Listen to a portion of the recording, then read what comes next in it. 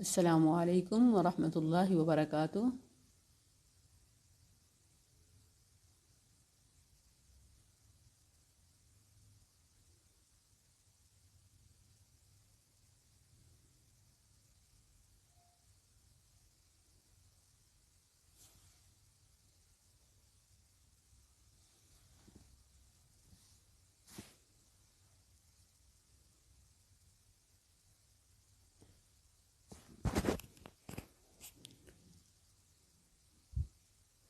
Face بک پہ آواز کی کوالٹی چیک کیجئے کہ آواز ٹھیک آ رہی ہے۔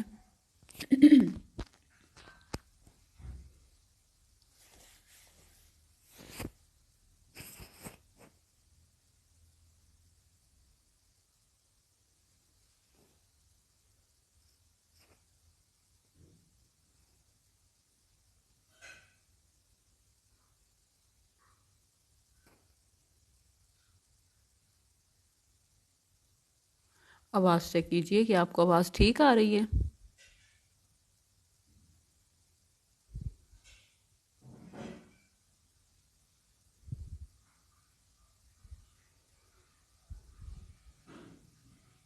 الحمدللہ۔ السلام علیکم ورحمۃ اللہ وبرکاتہ۔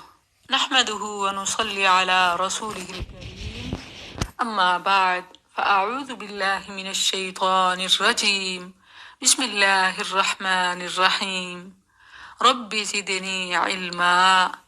الحمدللہ، آج دورہ قرآن کلاس میں پارہ نمبر 14 پڑھ رہے ہیں، جس کا آغاز ہم پارہ نمبر 13 کی آخری آیت سورۃ الحجر کی ابتدا سے کرتے ہیں۔ یہ مکی سورت ہے۔ زمانہ نزول وہ تھا کہ جب مسلمان ہر طرح سے کمزور اور مغلوب تھے۔ اللہ تعالیٰ نے نبی صلی اللہ علیہ وسلم اور مسلمانوں کو تسلی دی کہ وہ وقت آ رہا ہے جب یہ کافر چاہیں گے کہ کاش وہ مسلمان ہوتے، مگر وقت نکل جانے کے بعد کسی کام کی خواہش کوئی فائدہ نہیں دیتی۔ ہجر یہ شام اور مدینہ کے درمیان ایک مقام ہے جہاں صالح علیہ السلام کی قوم سمود کے لوگ رہتے تھے، اور یہ ایک قسم کا ریڈ زون تھا۔ ہجر اس جگہ کو بھی کہتے ہیں جسے پتھروں سے گھیرا گیا ہو، اسی لیے حتیم جو کعبہ کا ایک حصہ ہے اسے بھی ہجر کہا جاتا ہے۔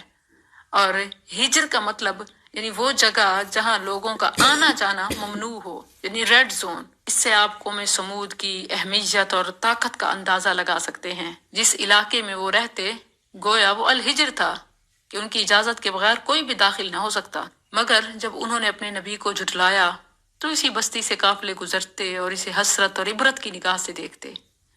مدینہ سے تبوک کی طرف جاتے ہوئے یہ ہجر کا مقام راستے میں آتا ہے۔ حجاز سے شام کے جو قافلے جاتے وہ لازماً یہاں سے گزرتے، اور یہ اس ریلوے لائن کا ایک اسٹیشن بھی ہے جو ترکوں کے زمانے میں مدینہ سے دمشق کو جاتی تھی۔ ایک ہلاک شدہ قوم کے نام کے ساتھ اللہ تعالیٰ نے ایک مکمل صورت بیان کی۔ پڑھنے والوں کے لیے اس میں بہت عبرت کا سامان ہے۔ بسم اللہ الرحمن الرحیم، الف لام را، یہ کامل کتاب اور واضح قرآن کی آیات ہیں۔ ذرہم یأکلوا، انہیں چھوڑ دے وہ کھائیں اور فائدہ اٹھائیں، اور انہیں امید غافل رکھے یعنی لے ڈوبے، پھر جلدی جان لیں گے۔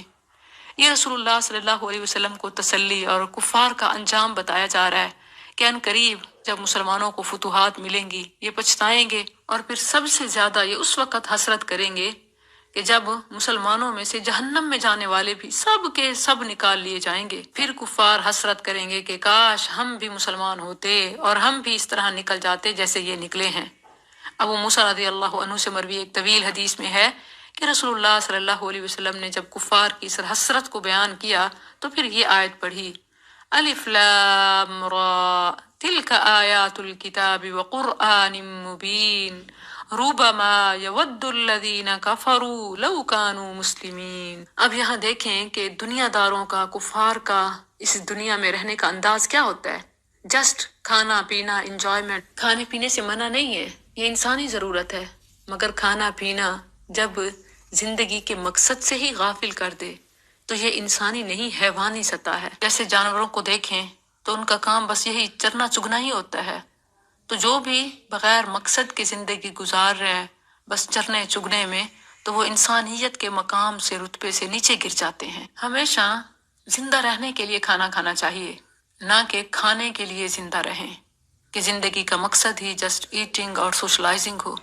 یہاں اس بات کی شدید مذمت ہے۔ وَمَا أَهْلَكْنَا مِنْ قَرْيَةٍ، اور ہم نے کسی بستی کو ہلاک نہیں کیا مگر اس حال میں کہ اس کے لیے ایک مقرر لکھا ہوا وقت تھا۔ ما تسبق من امہ، کوئی امت اپنے مقرر وقت سے نہ آگے بڑھتی ہے اور نہ وہ پیچھے رہتے ہیں۔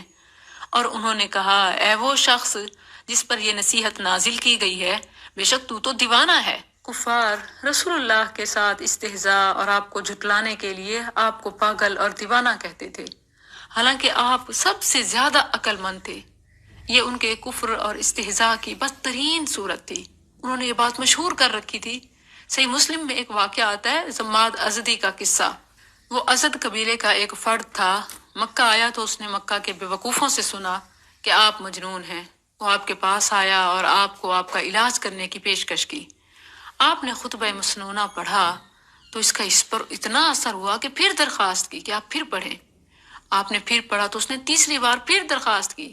آپ نے 3 دفعہ یہ خطبہ پڑھا۔ اس نے اتنی تعریف کی کہ بالآخر مسلمان ہو گیا۔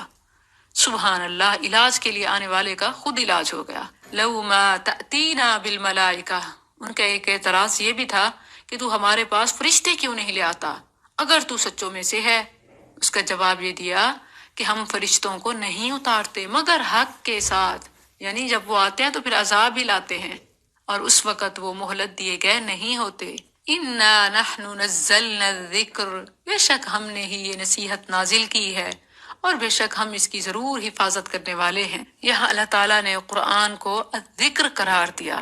یقیناً یہ ذکر میں افضل ذکر ہے، اور جس حدیث میں افضل الذکر لا الہ الا اللہ آیا ہے تو آپ دیکھیں کہ وہی لا الہ الا اللہ پورے قرآن کا پیغام ہے۔ تو اس لحاظ سے تلاوت قرآن، فہم قرآن اور قرآن کلاسز، جو بھی قرآن کا علم حاصل کرنے کے لیے آپ لے رہے ہوتے ہیں، گویا افضل ذکر کر رہے ہوتے ہیں۔ اور اس سے پہلے آسمانی کتابیں محفوظ نہ رہ سکیں کیونکہ ان کی حفاظت انسانوں کے ذمے لگائی گئی تھی۔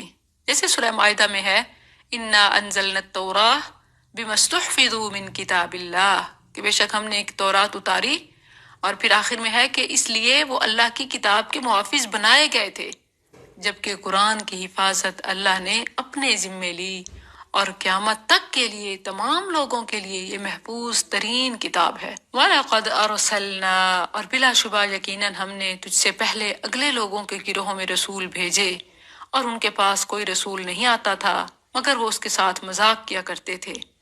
كَذَلِكَ نَسْلُكُهُ فِي قُلُوبِ الْمُجْرِمِينَ، اسی طرح ہم یہ بات مجرموں کے دلوں میں داخل کر دیتے ہیں۔ مجرموں کے دلوں میں داخل کرنے کا مطلب یعنی اللہ کا ذکر، بات انہیں سمجھ آ جاتی ہے، پھر بھی وہ کفر اور استہزاء کا راستہ اپناتے ہیں، اسی لیے ہلاک ہوتے ہیں۔ اور اسی طرح مجرموں کے دلوں میں داخل کرنے کا مطلب کہ یہ مذاق اڑانا، کفر کرنا، یہی ان کو پسند آتا ہے، یہی ان کے دلوں میں جگہ پکڑتا ہے، اور یہ ان کے لیے ہلاکت کی وجہ ہے۔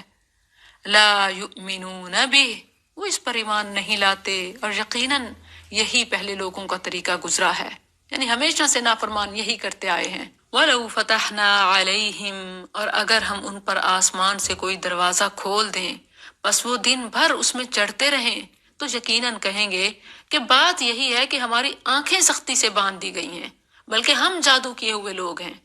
یعنی اگر ان کے منہ مانگے مطالبات پورے بھی ہو جائیں پھر اس کو بھی یہ جادو ہی کہیں گے۔ وَلَقَدْ جَعَلْنَا فِي السَّمَاءِ بُرُوجًا، اور بلا شبہ یقیناً ہم نے آسمان میں کئی برج بنائے اور اسے دیکھنے والوں کے لیے مزین کر دیا ہے، اور ہم نے اسے ہر مردود شیطان سے محفوظ کر دیا ہے، مگر جو سنی ہوئی بات چرا لے تو ایک روشن شعلہ اس کا پیچھا کرتا ہے۔ ان آیات کی تفسیر صحیح بخاری میں ہے، رسول اللہ صلی اللہ علیہ وسلم نے فرمایا، جب اللہ تعالیٰ آسمان میں کوئی حکم صادر فرماتا ہے تو اس کا کلام سن کر فرشتے اظہار اطاعت اور عجز کے لیے اپنے پر پھڑ پھڑاتے ہیں۔ اس کلام کی آواز ایسی ہوتی ہے جیسے کسی چٹان پر زنجیر کی آواز۔ پھر جب ان کے دلوں کا خوف جاتا رہتا ہے تو وہ ایک دوسرے سے پوچھتے ہیں کہ تمہارے رب نے کیا کہا؟ وہ کہتے ہیں اس نے جو فرمایا حق فرمایا، اور وہ بلند اور بڑا ہے۔ اس وقت فرشتوں سے سنائی دینے والی بات کو چوری سننے والے شیطان سننے کی کوشش کرتے ہیں۔ اور وہ چوری چھپے سننے والے اس طرح ایک دوسرے کے اوپر ہوتے ہیں۔ یہاں راوی نے اپنے ہاتھ ایک دوسرے کے اوپر رکھ کے اشارے سے سمجھایا کہ کس طرح وہ ایک دوسرے کے اوپر کھڑے ہو کے اس حکم کو سننے کی کوشش کرتے ہیں، تو وہاں ان سے اوپر شہاب مبین پھینکا جاتا ہے۔ بعض اوقات تو ان کی بات سننے سے پہلے وہ ان پر گرتا ہے اور یوں وہ بھاگ جاتے ہیں، اور بعض اوقات وہ بات نیچے والے تک پہنچ چکی ہوتی ہے، اور اس میں بھی رب کا اذن اور امتحان ہوتا ہے کہ کون وحی الہی کی پیروی کرتا ہے اور کون شیطانی وسواس کی۔ جو شیطان سنتے ہیں وہ بات وہ کاہن یا جادوگر تک پہنچاتے ہیں، اور وہ اس کے ساتھ 100 جھوٹ ملا لیتا ہے تو اس کی بات کو سچا سمجھا جاتا ہے۔ لوگ کہتے ہیں کہ اس نے ہمیں فلاں دن ایسی بات بتائی تھی، وہ بالکل پوری ہوئی، حالانکہ وہ یہ چرانے کا طریقہ ہوتا ہے، اور اللہ کا اس میں امتحان لینا مقصود ہے۔ وَالْأَرْضَ مَدَدْنَاهَا، اور زمین ہم نے اسے پھیلا دیا اور اس میں پہاڑ رکھے اور اس میں ہر نپی تلی چیز اگائی، اور ہم نے تمہارے لیے اس میں روزیاں بنائی ہیں اور ان کے لیے بھی جنہیں تم ہرگز روزی دینے والے نہیں۔ اب دیکھیں تو انسان کتنوں کو روزی پہنچاتا ہے، یعنی اللہ نے جو اسے ذریعہ بنایا ہے اس میں سے بھی کتنوں کا یہ خیال رکھ سکتا ہے۔ کتنی مخلوقات ہیں جنگلوں میں، پانی میں، خشکی میں، کہ جن کو سوائے اللہ کے کوئی روزی نہیں پہنچاتا، اور خود انسان کو بھی وَإِن مِّن شَيْءٍ إِلَّا عِندَنَا خَزَائِنُهُ، اور کوئی بھی چیز نہیں مگر ہمارے پاس اس کے کئی خزانے ہیں، اور ہم اسے نہیں اتارتے مگر ایک معلوم اندازے سے۔ اس میں فیملی پلاننگ اور برتھ کنٹرول، مردم شماری، ان تمام کا رد ہے کہ جو ہمیشہ کہتے ہیں کہ بچہ ایک ہی اچھا۔ اب آج کل بھی یہ فتنہ دوبارہ سے ابھر رہا ہے۔ اللہ کا وعدہ ہے کہ جیسے جیسے مخلوق بڑھتی جائے گی اناج بڑھاتا جائے گا۔ جو زمین پہلے 10 من غلہ پیدا کرتی تھی اب 100 من نکالتی ہے۔ جو آسائشیں آج عام آدمی کو میسر ہیں وہ چند سو سال پہلے کسی بڑے سے بڑے بادشاہ کو بھی میسر نہیں تھی، بلکہ ان کے وہم و گمان میں بھی، خواب و خیال میں بھی نہیں تھی۔ اصل میں فیملی پلاننگ اور برتھ کنٹرول کی جتنی بھی سکیمز ہیں یہ صرف بے حیائی اور بدکاری پھیلانے کے لیے ہیں، مگر نہ رزق تو اللہ کے ذمے ہے، اور اس نے آسمانی آفاقی سسٹم بنا رکھا ہے۔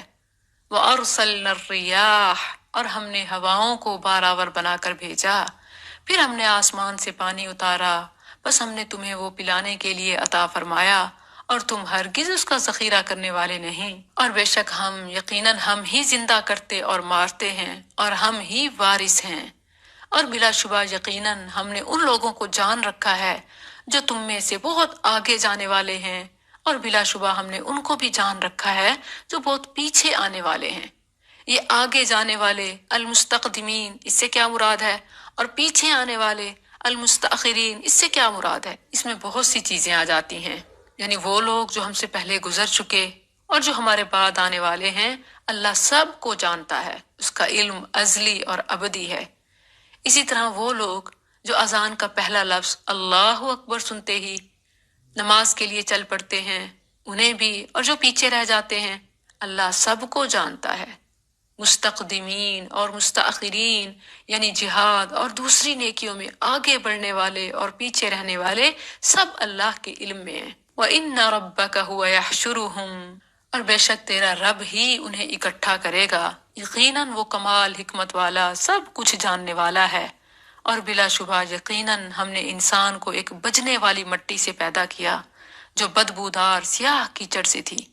عربی زبان میں خشک مٹی کو تراب کہتے ہیں، جب اسے بھگویا جائے تو تین کہلاتی ہے، پھر جب وہ مدت پڑی رہے سیاہ ہو جائے تو حمائن کہلاتی ہے، پھر بدبو بھی آنے لگے تو حمائم مسنون کہلاتی ہے، پھر جب خشک ہو کر وہ بجنے لگے تو صلصال کہلاتی ہے، پھر مسنون جس سے تصویر بنائی جائے اور ایک شکل بنانے کے لیے اسپیشل فارم میں لائی جائے۔ مختلف آیات اور تفاسیر سے معلوم ہوتا ہے کہ آدم علیہ السلام کی پیدائش کی ترتیب کچھ یوں ہے کہ سب سے پہلے اللہ تعالیٰ نے پوری زمین سے خشک مٹی لی، پھر اس میں پانی ڈالا تو وہ تین ہو گئی، پھر اسے مدتوں پڑا رہنے دیا، جب وہ کالی سیاہ اور ملائم نرم ہو گئی تو آدم علیہ السلام کا ڈھانچہ اور شکل و صورت بنائی۔ اور بنی آدم کے رنگ بھی مختلف، سرخ، سفید، سیاہ اسی لیے ہوتے ہیں، اور اسی طرح طبیعتیں بھی نرم، سخت، خبیث، طیب، اور اسی طرح مختلف اس لیے ہوتی ہیں کیونکہ اللہ تعالیٰ نے ساری زمین سے مٹی لی تو ساری زمین کی مٹی مختلف رنگوں کی تھی، اسی لیے انسانوں کے رنگوں اور طبیعتوں میں فرق ہے۔ والجان، آگے جنات کی بات ہو رہی ہے، جان یعنی جنوں کو اس سے پہلے لو کی آگ سے پیدا کیا۔ انسان سے پہلے جنات کی تخلیق ہو چکی تھی، بلکہ زمین میں انسان سے پہلے جنات آباد تھے، جیسا کہ احادیث میں ہے۔ پھر اللہ تعالیٰ نے انسان کو زمین میں بھیجا، اور اسی لیے اسے خلیفہ کہا جاتا ہے۔ خلیفہ پیچھے آنے والے کو کہتے ہیں۔ جنات کی تخلیق آگ سے ہوئی۔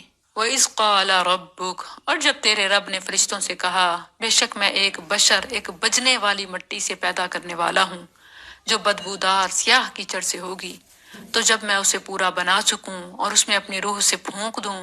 یاد رہے کہ یہ روح کوئی اللہ کی روح نہیں، بلکہ اللہ کی پیدا کردہ مخلوق روح۔ مختلف چیزوں کو اللہ کے ساتھ جو منسوب کیا جاتا ہے، جیسے کعبۃ اللہ، اللہ کا کعبہ، یہ اضافت تشریفی تکریمی کہلاتی ہے، یعنی عزت و شرف بڑھانے کے لیے اللہ تعالیٰ نے اپنی روح قرار دیا۔ اسی طرح اپنا کعبہ، اسی طرح اپنی اونٹنی، جیسے ناقۃ اللہ، صالح علیہ السلام کی اونٹنی کو اللہ کی اونٹنی قرار دیا گیا۔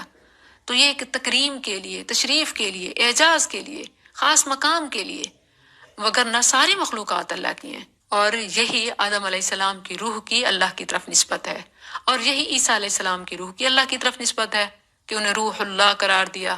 تو جب میں اسے پورا بنا چکوں اور اس میں اپنی روح سے پھونک دوں تو تم اس کے سامنے سجدہ کرتے ہوئے گر جاؤ۔ تو فرشتوں نے سب نے تمام نے سجدہ کیا، مگر ابلیس، اس نے انکار کر دیا کہ سجدہ کرنے والوں کے ساتھ ہو۔ فرمایا، اے ابلیس، تجھے کیا ہے کہ تو سجدہ کرنے والوں کے ساتھ نہیں ہوتا؟ اس نے کہا، میں کبھی ایسا نہیں کہ میں اس بشر کو سجدہ کروں جسے تو نے ایک بجنے والی مٹی سے پیدا کیا ہے، جو بدبودار سیاہ کیچڑ سے ہے۔ فرمایا، پھر اس سے نکل جا، کیونکہ یقیناً تو مردود ہے، اور بے شک تجھ پر قیامت کے دن تک خاص لعنت ہے۔ اس نے کہا، اے میرے رب، پھر مجھے اس دن تک مہلت دے جب وہ اٹھائے جائیں گے۔ فرمایا، تو بے شک تو مہلت دیے گئے لوگوں سے ہے، ایسے وقت کے دن تک جو معلوم ہے۔ ابلیس نے قیامت کے دن تک مہلت مانگی، اللہ نے معلوم دن تک مہلت دی، یعنی جو اس کے علم میں ہے تب تک۔ اس نے کہا، اے میرے رب، چونکہ تو نے مجھے گمراہ کیا ہے، میں ضرور ہی ان کے لیے زمین میں مزین کروں گا، اور ہر صورت میں ان سب کو گمراہ کر دوں گا، مگر ان میں سے تیرے وہ بندے جو خالص کیے ہوئے ہیں۔ فرمایا، یہ راستہ ہے جو مجھ تک سیدھا ہے، یعنی صراط مستقیم واضح ہے، میری طرف آنے والے تیرے ہرگز نہیں بنیں گے۔ ان عبادی، بے شک میرے بندے، تیرا ان پر کوئی غلبہ نہیں، مگر جو گمراہوں میں سے تیرے پیچھے چلے، اور بلا شبہ جہنم ضرور ان سب کے وعدے کی جگہ ہے، یعنی جو بھی تیرے پیچھے چلے گا ان سب کا ٹھکانہ جہنم ہے۔ اس کے 7 دروازے ہیں، ہر دروازے کے لیے ان میں سے ایک تقسیم کیا ہوا حصہ ہے، یعنی ہر کوئی اپنے گناہوں کے حساب سے اسی کیٹیگری میں جائے گا، جیسے منافقوں کے لیے سب سے نچلا درجہ آیا ہے۔ لہا 7 ابواب لکل باب منہم جزء مقسوم ان المتقین، بے شک متقی لوگ باغوں اور چشموں میں ہوں گے، اس میں سلامتی کے ساتھ بے خوف ہو کر داخل ہو جاؤ، اور ہم ان کے سینوں میں جو بھی کینہ ہے نکال دیں گے۔ بھائی بھائی بن کر تختوں پر آمنے سامنے بیٹھے ہوں گے، یعنی اللہ تعالیٰ دنیا میں اہل جنت کے دلوں میں ایک دوسرے کے متعلق ہر کینے کو جڑ سے اکھاڑ کر پھینک دے گا، کیونکہ جس سینے میں کوئی کدورت ہو وہ مکمل خوشی سے ہمکنار نہیں ہو سکتا۔ دلوں کی صفائی کے بعد وہ بھائی بھائی بن کر آمنے سامنے تختوں پر بیٹھے ہوں گے۔ محبت ہو تو خود بخود چہرے آپس میں مل جاتے ہیں، جبکہ دلوں میں کدورت ہو تو چہرے بھی ادھر ادھر ہو جاتے ہیں۔ دل بدلتے ہیں تو چہرے بھی بدل جاتے ہیں۔ چہروں کی خوبصورتی کے لیے دلوں کی خوبصورتی ضروری ہے، گلو ایسے نہیں آتا۔ لا یمسہم فیہا نصب، اس میں انہیں نہ کوئی تھکاوٹ چھوئے گی اور نہ وہ اس میں سے کبھی نکالے جانے والے ہیں۔ نبئ عبادی، میرے بندوں کو خبر دے دے کہ بے شک میں ہی بے حد بخشنے والا، نہایت رحم والا ہوں، اور یہ بھی کہ بے شک میرا عذاب ہی دردناک عذاب ہے۔ وَنَبِّئْهُمْ، اور انہیں ابراہیم کے مہمانوں کے بارے میں خبر دے۔ جب وہ اس کے پاس داخل ہوئے تو انہوں نے سلام کہا۔ اس نے کہا، ہم تو تم سے ڈرنے والے ہیں۔ انہوں نے کہا، ڈر نہیں، بے شک ہم تجھے ایک بہت علم والے لڑکے کی خوشخبری دیتے ہیں۔ یہاں بھی غلام علیم، علم والا بیٹا مراد اسحاق علیہ السلام ہے، اور جہاں بھی غلام حلیم، حلم والا یعنی بردبار بیٹے کی خوشخبری ہے، مراد اسماعیل علیہ السلام ہے۔ اس نے کہا، کیا تم نے مجھے اس کے باوجود خوشخبری دی ہے کہ مجھے بڑھاپا آ پہنچا ہے؟ تو تم کس بات کی خوشخبری دیتے ہو؟ انہوں نے کہا ہم نے تجھے حق کی خوشخبری دی ہے، سو تو نا امید ہونے والوں سے نہ ہو۔ اس نے کہا اور گمراہوں کے سوا اپنے رب کی رحمت سے کون نا امید ہوتا ہے؟ یعنی میں نے دنیا کا عام دستور اور اپنا بڑھاپا دیکھ کر تعجب کا اظہار کیا ہے، ورنہ مقصد یہ نہیں ہے کہ میں اللہ کی رحمت سے مایوسی کا اظہار کر رہا ہوں۔ قال فما خطبکم، اس نے کہا اے بھیجے ہوئو، تمہارا کیا معاملہ ہے؟ غالباً ابراہیم علیہ السلام قرائن سے سمجھ گئے کہ فرشتوں کے آنے کا مقصد محض مجھے خوشخبری دینا نہیں، کیونکہ عموماً فرشتے کسی بڑی مہم ہی کے لیے آیا کرتے ہیں، جیسے فرمایا ما ننزل الملائکہ الا بالحق۔ قالو، انہوں نے کہا بے شک ہم ایک مجرم قوم کی طرف بھیجے گئے ہیں سوائے لوط کے گھر والوں کے، کہ یقیناً ہم ان سب کو ضرور بچا لینے والے ہیں، مگر اس کی عورت ہم نے طے کر دیا ہے کہ بے شک وہ یقیناً پیچھے رہنے والوں سے ہے۔ پھر جب لوط کے گھر والوں کے پاس بھیجے ہوئے آئے تو اس نے کہا تم تو ایسے لوگ ہو جن کی جان پہچان نہیں، یعنی لوط علیہ السلام نے انہیں بالکل نہ پہچانا۔ اب اس سے معلوم ہوتا ہے کہ ابراہیم علیہ السلام کی طرح لوط علیہ السلام بھی انہیں نہ پہچان سکے۔ اس سے واضح طور پر ثابت ہوتا ہے کہ دوسری ساری مخلوق کی طرح یہ دونوں جلیل القدر انبیاء بھی عالم الغیب نہ تھے، ورنہ وہ ان کے آنے سے پہلے ہی انہیں جانتے ہوتے اور ان کے آنے سے باخبر ہوتے، بلکہ ابراہیم علیہ السلام کو پہلے ہی معلوم ہوتا کہ مجھے اتنی عمر میں اسحاق عطا ہوں گے، اور لوط علیہ السلام کو بھی پہلے ہی قوم کا انجام معلوم ہوتا، وہ بھی نہ کہتے انکم قوم منکرون۔ اور پھر ایسے لوگ اپنے آپ کو خود کو بڑا با ادب، با مراد اور عقیدت مند اور عاشقان کہہ رہے ہوتے ہیں۔ انہیں سوچنا چاہیے کہ وہ تعظیم نہیں بلکہ تحریم کا ارتکاب کرتے ہیں، کیونکہ اگر انبیاء کو پہلے سے ہی معلوم ہو تو ان کی قربانیاں کوئی معنی نہیں رکھتی۔ ابراہیم علیہ السلام کا اسماعیل کو ذبح کرنے پر صبر، آگ میں ڈالے جانے پر استقامت، اور ظالم بادشاہ کی زیادتی پر صبر، اور بیوی بیٹے کو وادی غیر ذی زر میں چھوڑنے پر صبر، کوئی آزمائش نہیں رہے گی۔ اگر پہلے سے معلوم ہو کہ ہمارا کچھ نہیں بگڑے گا تو ہر شخص آگ میں کود سکتا ہے، بیٹے کی گردن پر چھری چلا سکتا ہے۔ بلکہ لوگوں نے انبیاء کی بھی بے ادبی اور گستاخی کی، اور ساتھ ساتھ نیکوکاروں کی بھی، جیسے مختلف لوگ اپنے اپنے اماموں کے بارے میں، اور شیعہ اپنے 12 اماموں کے بارے میں یہ دعویٰ کرتے ہیں کہ وہ ہر گزری ہوئی اور ہر آنے والی بات کو جانتے ہیں۔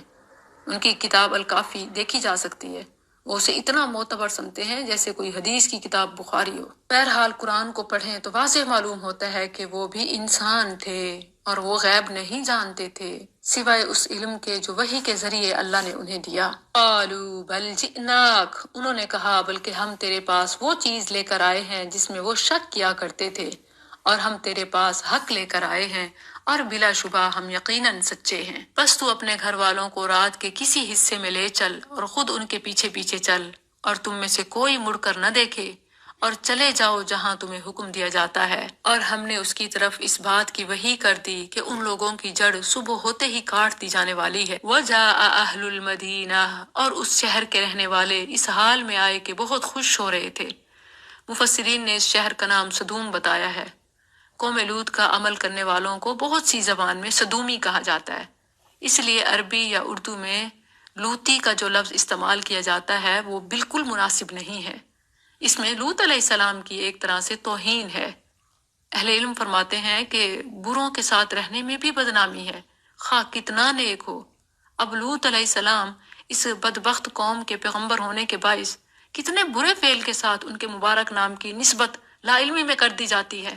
تو بہرحال لوطی عمل نہیں بلکہ عمل قوم لوط یا فعل قوم لوط کہنا چاہیے، یعنی قوم لوط کا عمل، قوم لوط والا فعل، نہ کہ لوطی عمل، کیونکہ اس میں ایک طرح سے لوط علیہ السلام کی توہین ہے۔ قال ان ہؤلاء، اس نے کہا یہ لوگ تو میرے مہمان ہیں، سو مجھے ذلیل نہ کرو اور اللہ سے ڈرو اور مجھے رسوا نہ کرو۔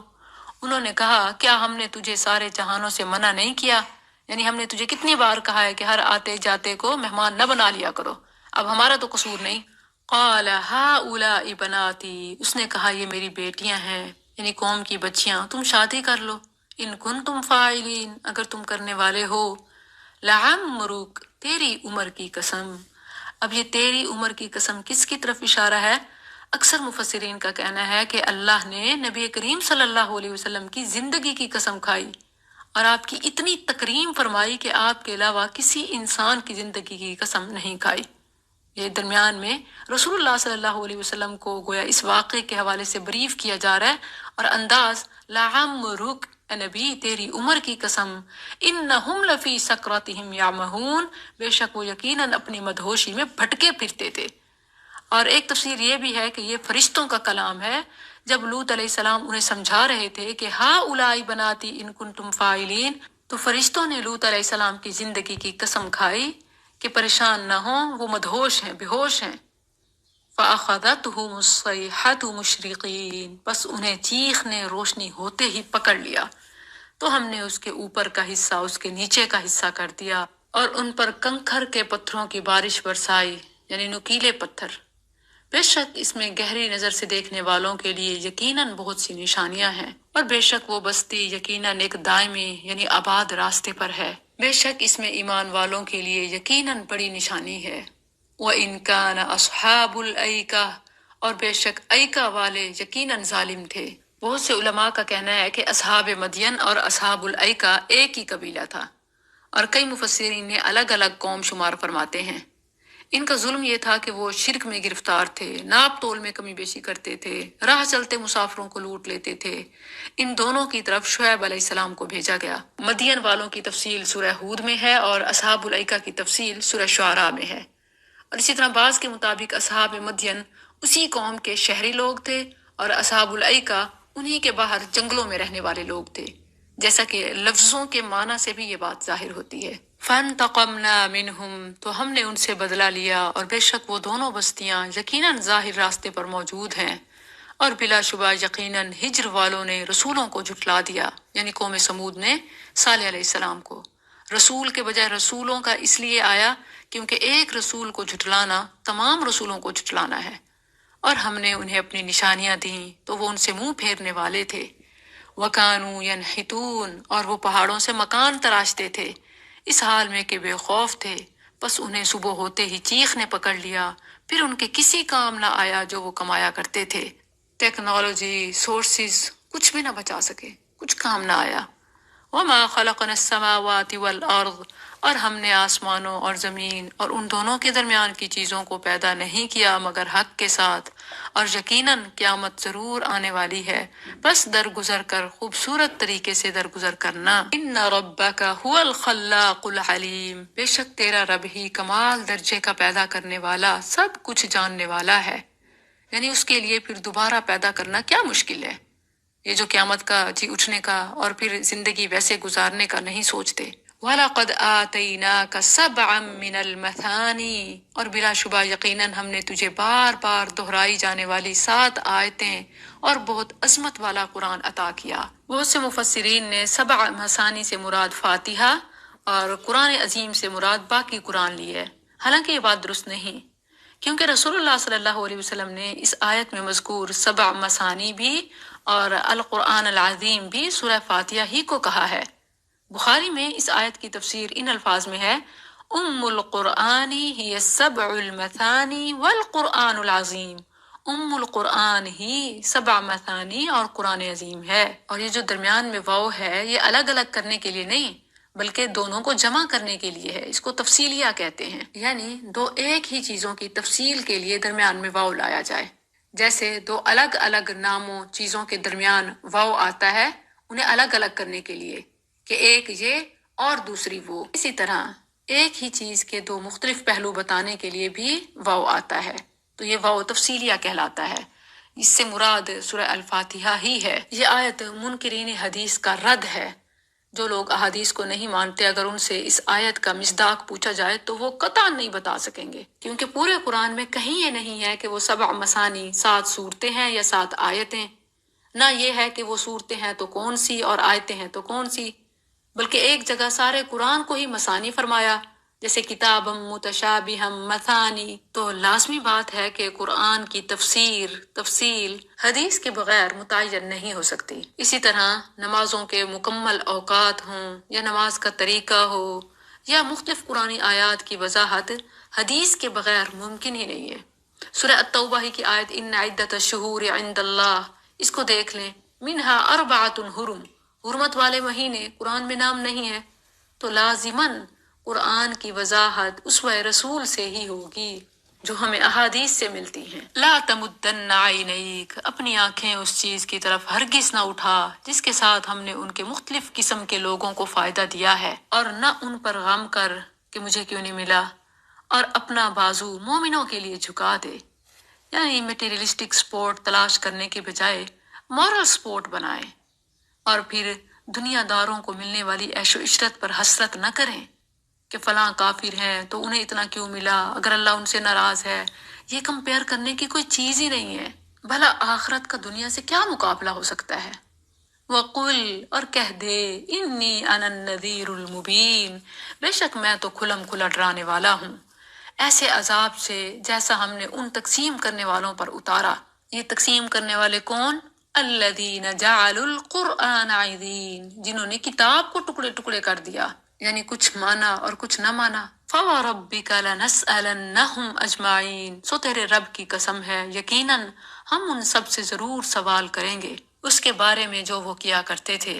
بس اس کا صاف اعلان کر دے جس کا تجھے حکم دیا جاتا ہے، اور مشرکوں سے منہ پھیر لے، بے شک ہم تجھے مذاق اڑانے والوں کے مقابلے میں کافی ہیں۔ اِنَّا كَفَيْنَاكَ الْمُسْتَهْزِئِينَ، عہد رسالت صلی اللہ علیہ وسلم میں یہ 5 لوگ تھے: ولید، اسود، ابو زمعہ، حارث اور آس۔ جبریل رسول اللہ صلی اللہ علیہ وسلم کے پاس آئے تو آپ نے ان سے مذاق اڑانے والوں کی شکایت کی۔ جبریل علیہ السلام نے ان کے جسم کے کسی نہ کسی حصے کی طرف اشارہ کیا اور وہ 5 بری طرح فوت ہوئے۔ اور اسی طرح قیامت تک جس نے بھی گستاخانہ خاکے بنائے یا کسی بھی طرح رسول اللہ صلی اللہ علیہ وسلم کی ہرزت سرائی کی، تو اللہ کا وعدہ ہے اللہ خود ان کے مقابلے میں کافی ہے۔ ایمان والوں کو اللہ کے احکام کے مطابق عمل کرنا چاہیے تاکہ اللہ ان کے ہاتھوں سے انہیں ذلیل کرے۔ ہم خود قرآن سے دور، سنت سے محروم ہیں، پھر ہمارے احتجاج کا بھی کوئی فائدہ نہیں ہوتا۔ احتجاج کو مؤثر بنانے کے لیے قرآن و سنت کا ہتھیار لازم ہے۔ الذین یجعلون مع اللہ الہا آخر، جو اللہ کے ساتھ کوئی دوسرا معبود بناتے ہیں سو ان قریب جان لیں گے، اور بلا شبہ یقیناً ہم جانتے ہیں کہ تیرا سینہ اس سے تنگ ہوتا ہے جو وہ کہتے ہیں۔ تکلیف تو دل کو ہوتی ہے، علاج کیا ہے؟ فسبح، بس اپنے رب کی حمد کے ساتھ تسبیح کر اور سجدہ کرنے والوں میں سے ہو جا، اور اپنے رب کی عبادت کر یہاں تک کہ تیرے پاس یقین آ جائے۔ یقین سے مراد موت ہے، کیونکہ ہر جاندار کے لیے اس کا آنا یقینی ہے، کسی کو موت سے انکار نہیں۔ اس امپورٹنٹ میسج کے ساتھ سورت کو مکمل کیا۔ اب سورہ النحل ہے۔ النحل کا معنی ہے شہد کی مکھی، ہنی بی۔ سورت کا نام اس کی آیت 68 سے لیا گیا ہے۔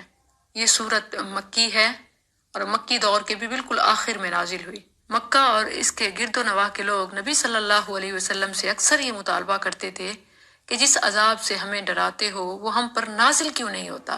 سورت کی ابتدا میں کفار کو چیلنج دیا گیا ہے کہ جس عذاب کا تم مطالبہ کرتے ہو وہ ان قریب تم پر نازل ہونے والا ہے۔ اس وارننگ کے بعد ہر انسان کو سمجھایا گیا کہ تجھے اللہ نے ایک نطفے سے پیدا کیا، لیکن انسان اپنے خالق کے ساتھ جھگڑا کرتا ہے۔ پھر یہ باور کرایا کہ قیامت کے دن کوئی دوسرے کے حق میں نہ جھگڑا کرے گا اور نہ کسی کا بوجھ اٹھائے گا، اسی لیے اس مہلت کو ضائع نہ کرو اور اس سے فائدہ اٹھا لو۔ بسم اللہ الرحمن الرحیم۔ اتا امر اللہ، اللہ کا حکم آ گیا سو اس کے جلد آنے کا مطالبہ نہ کرو۔ یہ امر اللہ، اس سے مراد قیامت بھی ہے جیسے وہ مانگتے تھے، اس سے مراد عذاب بھی ہے، اس کا بھی وہ سوال کرتے تھے، اور اس سے مراد ہجرت بھی ہے کیونکہ یہ مکی دور کے آخر میں اترنے والی صورت ہے اور اس کے فوراً بعد ہجرت ہوئی، اور ہجرت کا فیصلہ مشرکین کی بربادی کا فیصلہ تھا۔ تو فلا تستعجلوہ، اس کے جلد آنے کا مطالبہ نہ کرو کہ کب شروع ہوگا، بس ہجرت اور تمہارا کاؤنٹ ڈاؤن شروع۔ سبحانہ وتعالی، وہ پاک ہے اور بہت بلند ہے اس سے جو وہ شریک بناتے ہیں۔ ینزل الملائکہ، وہ فرشتوں کو وحی کے ساتھ اپنے حکم سے اپنے بندوں میں سے جس پر چاہتا ہے نازل کرتا ہے کہ خبردار کر دو کہ حقیقت یہ ہے کہ میرے سوا کوئی معبود نہیں، سو مجھ سے ڈرو۔ اس نے آسمانوں اور زمین کو حق کے ساتھ پیدا کیا ہے، وہ اس سے بہت بلند ہے جو وہ شریک بناتے ہیں۔ اس نے انسان کو ایک قطرے سے پیدا کیا، پھر اچانک وہ کھلم کھلا بہت جھگڑنے والا ہے۔ یعنی انسان اپنے دوبارہ اٹھنے پر جھگڑا کرتا ہے، اپنے رب کی بات کو نہیں مانتا، یہ بھول جاتا ہے کہ نہیں تھا تو وہ دنیا میں کیسے آیا۔ جب ایک حقیر سے نطفے سے دنیا میں آیا تو کیا اس کے جسم کی ساری راکھ سے، اس کے ذرات سے اس کو نہیں اٹھایا جا سکتا؟ اپنی تخلیق پر غور کرے تو جواب مل جائے۔ والانعام، اور چھپائے، اس نے انہیں پیدا کیا، تمہارے لیے ان میں گرمی حاصل کرنے کا سامان اور بہت سے فائدے ہیں، اور انہی سے تم کھاتے ہو۔ چلتی پھرتی یہ فوڈ فیکٹریز ہیں، نیچرل ہیٹنگ سسٹم ہے، اور پھر کھا کر باڈی کو ہیٹ اور پروٹین مہیا کرتے ہو۔ کثیر الفوائد، یہ ایک جانور، کھال بال دودھ گوشت سب ایک جانور سے۔ وَلَكُمْ فِيهَا جَمَال، اور تمہارے لیے ان میں ایک جمال ہے جب تم شام کو چرا کر لاتے ہو اور جب صبح چرانے کو لے جاتے ہو۔ کل جب اے ٹی ایم اور بینکنگ نہیں تھی تب بھی اور آج بھی جس کے پاس مال مویشی ہوں اسے امیر سمجھا جاتا ہے۔ اور پھر جمال اس لحاظ سے بھی کہ ڈریسز، خاص طور پر وولن، لیدر، انہی انعام سے حاصل ہوتا ہے۔ تو اس پر ایک مکمل سورت ہے، سورہ الانعام۔ وَتَحْمِلُ أَثْقَالَكُمْ، اور وہ تمہارے بوجھ اس شہر تک اٹھا کر لے جاتے ہیں جس میں تم کبھی پہنچنے والے نہ تھے مگر جانوں کی مشقت کے ساتھ۔ بے شک تمہارا رب یقیناً بہت نرمی کرنے والا، نہایت رحم والا ہے۔ اور گھوڑے اور خچر اور گدھے تاکہ تم ان پر سوار ہو، اور زینت کے لیے، اور وہ پیدا کرے گا جو تم نہیں جانتے تھے۔ بہت اہم بات ہے، اگر اس وقت جب یہ آیات نازل ہو رہی تھیں گاڑیوں، جہازوں اور انجنوں سے چلنے والی مختلف چیزوں کے نام بتائے جاتے تو لوگ انکار ہی کر دیتے، کیونکہ الناس اعداء لما جہلوا، لوگ جس بات کا علم نہیں رکھتے اس کے مخالف ہو جاتے ہیں۔ اللہ نے بڑی خوبصورتی سے ذکر کیا، وَيَخْلُقُ مَا لَا تَعْلَمُونَ، وہ پیدا کرے گا جو تم نہیں جانتے۔ اس میں یہ بھی اشارہ ہے کہ لوگ نئی ایجادات پر سواری میں حرج نہ سمجھیں کہ ہمارے بزرگ تو اونٹوں گھوڑوں پر سواری کرتے تھے اور قرآن میں تو بس انہی کا ذکر ہے۔ قرآن میں قیامت تک ہونے والی ایجادات کا ذکر ہے۔ وَيَخْلُقُ مَا لَا تَعْلَمُونَ، وہ پیدا کرے گا جو تم نہیں جانتے۔ وَعَلَى اللَّهِ قَصْدُ السَّبِيلِ، اور سیدھا راستہ اللہ ہی پر جا پہنچتا ہے، یعنی سیدھے راستے کی رہنمائی اللہ ہی کے ذمے ہے جو اس نے بتا دی، رہنمائی کر دی ہر انسان کی جبلت میں بھی اور پھر وحی کے ذریعے بھی، اور تمام مخلوق کی گواہیاں بھی۔ وَمِنْهَا جَائِرٌ، اور ان میں سے کچھ راستے ٹیڑھے ہیں، اور اگر وہ چاہتا تو ضرور تم سب کو ہدایت دے دیتا۔ هُوَ الَّذِي، وہی ہے جس نے آسمان سے کچھ پانی اتارا، تمہارے لیے اسی سے پینا ہے، اور اسی سے پودے ہیں جن میں تم چراتے ہو۔ يُنبِتُ لَكُمْ بِهِ الزَّرْعَ، وہ تمہارے لیے اس کے ساتھ کھیتی اور زیتون اور کھجور اور انگور اور ہر قسم کے پھل اگاتا ہے۔ مٹی میں نہ رنگ، نہ ذائقہ، نہ خوشبو، پھر اللہ میٹھا، پھیکا، تیکھا، کھٹا کیسے بناتا ہے، اگاتا ہے۔ بے شک اس میں ان لوگوں کے لیے یقیناً بڑی نشانی ہے جو غور و فکر کرتے ہیں۔ اور اس نے تمہاری خاطر رات اور دن اور سورج اور چاند کو مسخر کیا، اور ستارے اس کے حکم کے ساتھ مسخر ہیں۔ بے شک اس میں ان لوگوں کے لیے یقیناً بہت سی نشانیاں ہیں جو سمجھتے ہیں۔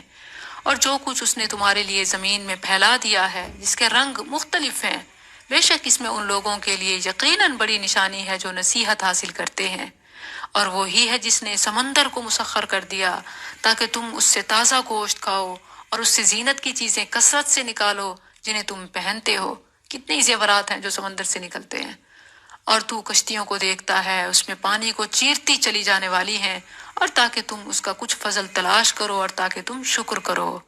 وَأَلْقَى فِي الْأَرْضِ، اور اس نے زمین میں پہاڑ گاڑ دیے کہ وہ تمہیں ہلا نہ دے، اور نہریں اور راستے بنائے تاکہ تم منزل تک پہنچ جاؤ، اور علامتیں بنائی اور ستاروں کے ساتھ وہ راستہ معلوم کرتے ہیں۔ أَفَمَن يَخْلُقُ، تو کیا وہ جو پیدا کرتا ہے اس کی طرح ہے جو پیدا نہیں کرتا؟ پھر کیا تم نصیحت حاصل نہیں کرتے؟ اور اگر تم اللہ کی نعمت شمار کرو تو اسے شمار نہ کر پاؤ گے۔ ہم میں سے ہر ایک اپنی زندگی میں صرف اپنی ذات پر اللہ کی نعمتیں دیکھے تو یقیناً کبھی نہ شکرانہ ہو، تو اس پر کیسے بے صبرے اور جزا فضا کرتے ہیں، بے صبرے ہو جاتے ہیں جس کے ہم مالک ہی نہیں ہیں۔ بے شک اللہ یقیناً بے حد بخشنے والا، نہایت رحم والا ہے۔ اور اللہ جانتا ہے جو تم چھپاتے ہو اور جو ظاہر کرتے ہو۔ اور وہ لوگ جنہیں وہ اللہ کے سوا پکارتے ہیں وہ کچھ بھی پیدا نہیں کرتے اور وہ خود پیدا کیے جاتے ہیں۔ مردے ہیں، زندہ نہیں ہیں، اور وہ نہیں جانتے کب اٹھائے جائیں گے۔ تمہارا معبود ایک ہی معبود ہے، بس وہ لوگ جو آخرت پر ایمان نہیں رکھتے ان کے دل انکار کرنے والے ہیں اور وہ بہت تکبر کرنے والے ہیں۔ کوئی شک نہیں کہ اللہ جانتا ہے جو وہ چھپاتے ہیں اور جو ظاہر کرتے ہیں۔ بے شک وہ تکبر کرنے والوں سے محبت نہیں کرتا۔ اور جب ان سے کہا جاتا ہے تمہارے رب نے کیا چیز اتاری ہے تو کہتے ہیں پہلے لوگوں کی بھی اصل کہانیاں ہیں، تاکہ وہ قیامت کے دن اپنے بوجھ پورے اٹھائیں، اور کچھ بوجھ ان کے بھی جنہیں وہ علم کے بغیر گمراہ کرتے ہیں۔ سن لو، برا ہے جو بوجھ وہ اٹھا رہے ہیں، یقیناً ان لوگوں نے تدبیریں کیں جو ان سے پہلے تھے، تو اللہ ان کی عمارت کو بنیادوں سے آیا، بس ان پر ان کے اوپر سے چھت گر پڑی اور ان پر وہاں سے عذاب آیا کہ وہ سوچتے نہ تھے۔ انسان جس چیز کی خاطر اپنے رب سے دور ہوتا ہے وہی چیز اس کے گلے کا پھندا بنتی ہے۔ ثم یوم القیامہ، پھر قیامت کے دن وہ انہیں رسوا کرے گا اور کہے گا کہاں ہیں میرے وہ شریک جن کے بارے میں تم لڑتے جھگڑتے تھے؟ وہ لوگ جنہیں علم دیا گیا کہیں گے بے شک کامل رسوائی آج کے دن اور برائی کافروں پر ہے، جنہیں فرشتے اس حال میں قبض کرتے ہیں کہ وہ اپنی جانوں پر ظلم کرنے والے ہوتے ہیں، تو وہ فرما برداری پیش کرتے ہیں کہ ہم کوئی برا کام نہیں کیا کرتے تھے۔ کیوں نہیں؟ یقیناً اللہ خوب جاننے والا ہے جو تم کیا کرتے تھے۔ جہنم کے دروازوں میں داخل ہو جاؤ، ہمیشہ اس میں رہنے والے ہو، سو بلا شبہ وہ تکبر کرنے والوں کا برا ٹھکانہ ہے۔ اور جو لوگ ڈر گئے ان سے کہا گیا کہ تمہارے رب نے کیا نازل فرمایا، تو انہوں نے کہا بہترین بات ان لوگوں کے لیے جنہوں نے بھلائی کی اس دنیا میں بڑی بھلائی ہے، اور آخرت کا گھر تو کہیں بہتر ہے، اور یقیناً وہ ڈرنے والوں کا اچھا گھر ہے۔ ہمیشگی کے باغات جن میں وہ داخل ہوں گے، ان کے نیچے سے نہریں بہتی ہوں گی، ان کے لیے ان میں جو وہ چاہیں گے موجود ہوگا۔ اسی طرح اللہ ڈرنے والوں کو جزا دیتا ہے۔ جنہیں فرشتے اس حال میں قبض کرتے ہیں کہ پاک ہوتے ہیں، کہتے ہیں سلام ہو تم پر، جنت میں داخل ہو جاؤ، اس کے بدلے جو تم کیا کرتے تھے۔ وہ اس کے سوا کس چیز کا انتظار کر رہے ہیں کہ ان کے پاس فرشتے آ جائیں یا تیرے رب کا حکم آ جائے؟ ایسے ہی ان لوگوں نے کیا جو ان سے پہلے تھے، اور اللہ نے ان پر ظلم نہیں کیا، اور لیکن وہ خود اپنے آپ پر ظلم کیا کرتے تھے۔ بس ان کے پاس اس کے برے نتائج آ پہنچے جو انہوں نے کیا، اور انہیں اس چیز نے گھیر لیا جسے وہ مذاق کیا کرتے تھے۔ اور جن لوگوں نے شریک بنائے انہوں نے کہا اگر اللہ چاہتا تو نہ ہم اس کے سوا کسی بھی چیز کی عبادت کرتے، نہ ہمارے باپ دادا، اور نہ ہم اس کے بغیر کسی بھی چیز کو حرام ٹھہراتے۔ اسی طرح ان لوگوں نے کیا جو ان سے پہلے تھے، تو رسولوں کے ذمے صاف پیغام پہنچا دینے کے سوا اور کیا ہے۔ اور بلا شبہ یقیناً ہم نے ہر امت میں ایک رسول بھیجا کہ اللہ کی عبادت کرو اور طاغوت سے بچو۔ پھر ان میں سے کچھ وہ تھے جنہیں اللہ نے ہدایت دی، اور ان میں سے کچھ وہ تھے جن پر گمراہی ثابت ہو گئی۔ بس زمین میں چلو پھرو، پھر دیکھو جھٹلانے والوں کا انجام کیسے ہوا۔ اگر تو ان کی ہدایت کی حرص کرے تو بے شک اللہ اسے ہدایت نہیں دیتا جسے وہ گمراہ کر دے، اور نہ کوئی ان کی مدد کرنے والے ہیں۔ اور انہوں نے اپنی پکی قسمیں کھاتے ہوئے اللہ کی قسم کھائی کہ اللہ اسے نہیں اٹھائے گا جو مر جائے۔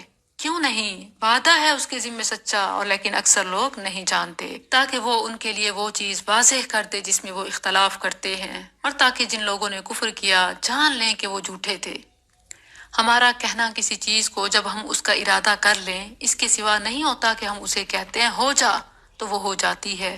اور جن لوگوں نے اللہ کی خاطر وطن چھوڑا اس کے بعد کہ ان پر ظلم کیا گیا، بلا شبہ ہم انہیں دنیا میں ضرور اچھا ٹھکانہ دیں گے، اور یقیناً آخرت کا اجر سب سے بڑا ہے، کاش وہ جانتے ہوتے۔ وہ لوگ جنہوں نے صبر کیا اور اپنے رب ہی پر بھروسہ کرتے ہیں، اور ہم نے تجھ سے پہلے نہیں بھیجے مگر مرد جن کی طرف ہم وحی کرتے تھے۔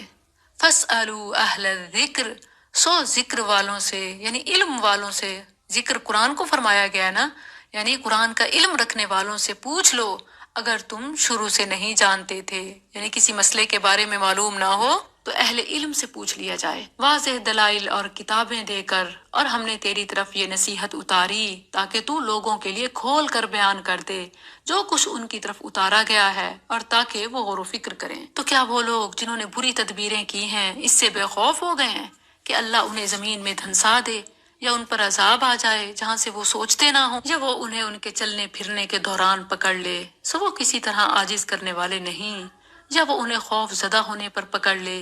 بس بے شک تمہارا رب یقیناً بہت نرمی کرنے والا، نہایت رحم والا ہے۔ اور کیا انہوں نے اس کو نہیں دیکھا جسے اللہ نے پیدا کیا ہے؟ جو بھی چیز ہو کہ اس کے سائے دائیں طرف سے اور بائیں طرفوں سے اللہ کو سجدہ کرتے ہوئے ڈھلتے ہیں، اس حال میں کہ وہ عاجز ہیں، اور اللہ ہی کے لیے سجدہ کرتی ہے جو چیز آسمانوں میں ہے اور جو زمین میں ہے، کوئی بھی چلنے والا جانور ہو اور فرشتے بھی، اور وہ تکبر نہیں کرتے، وہ اپنے رب سے جو ان کے اوپر ہے ڈرتے ہیں اور وہ کرتے ہیں جو انہیں حکم دیا جاتا ہے۔ اور اللہ نے فرمایا تم دو معبود مت بناؤ، وہ تو صرف ایک ہی معبود ہے، سو مجھی سے پس تم ڈرو، اور اسی کا ہے جو کچھ آسمانوں میں اور جو کچھ زمین میں ہے، اور عبادت بھی ہمیشہ اسی کی ہے۔ پھر کیا اللہ کے غیر سے ڈرتے ہو؟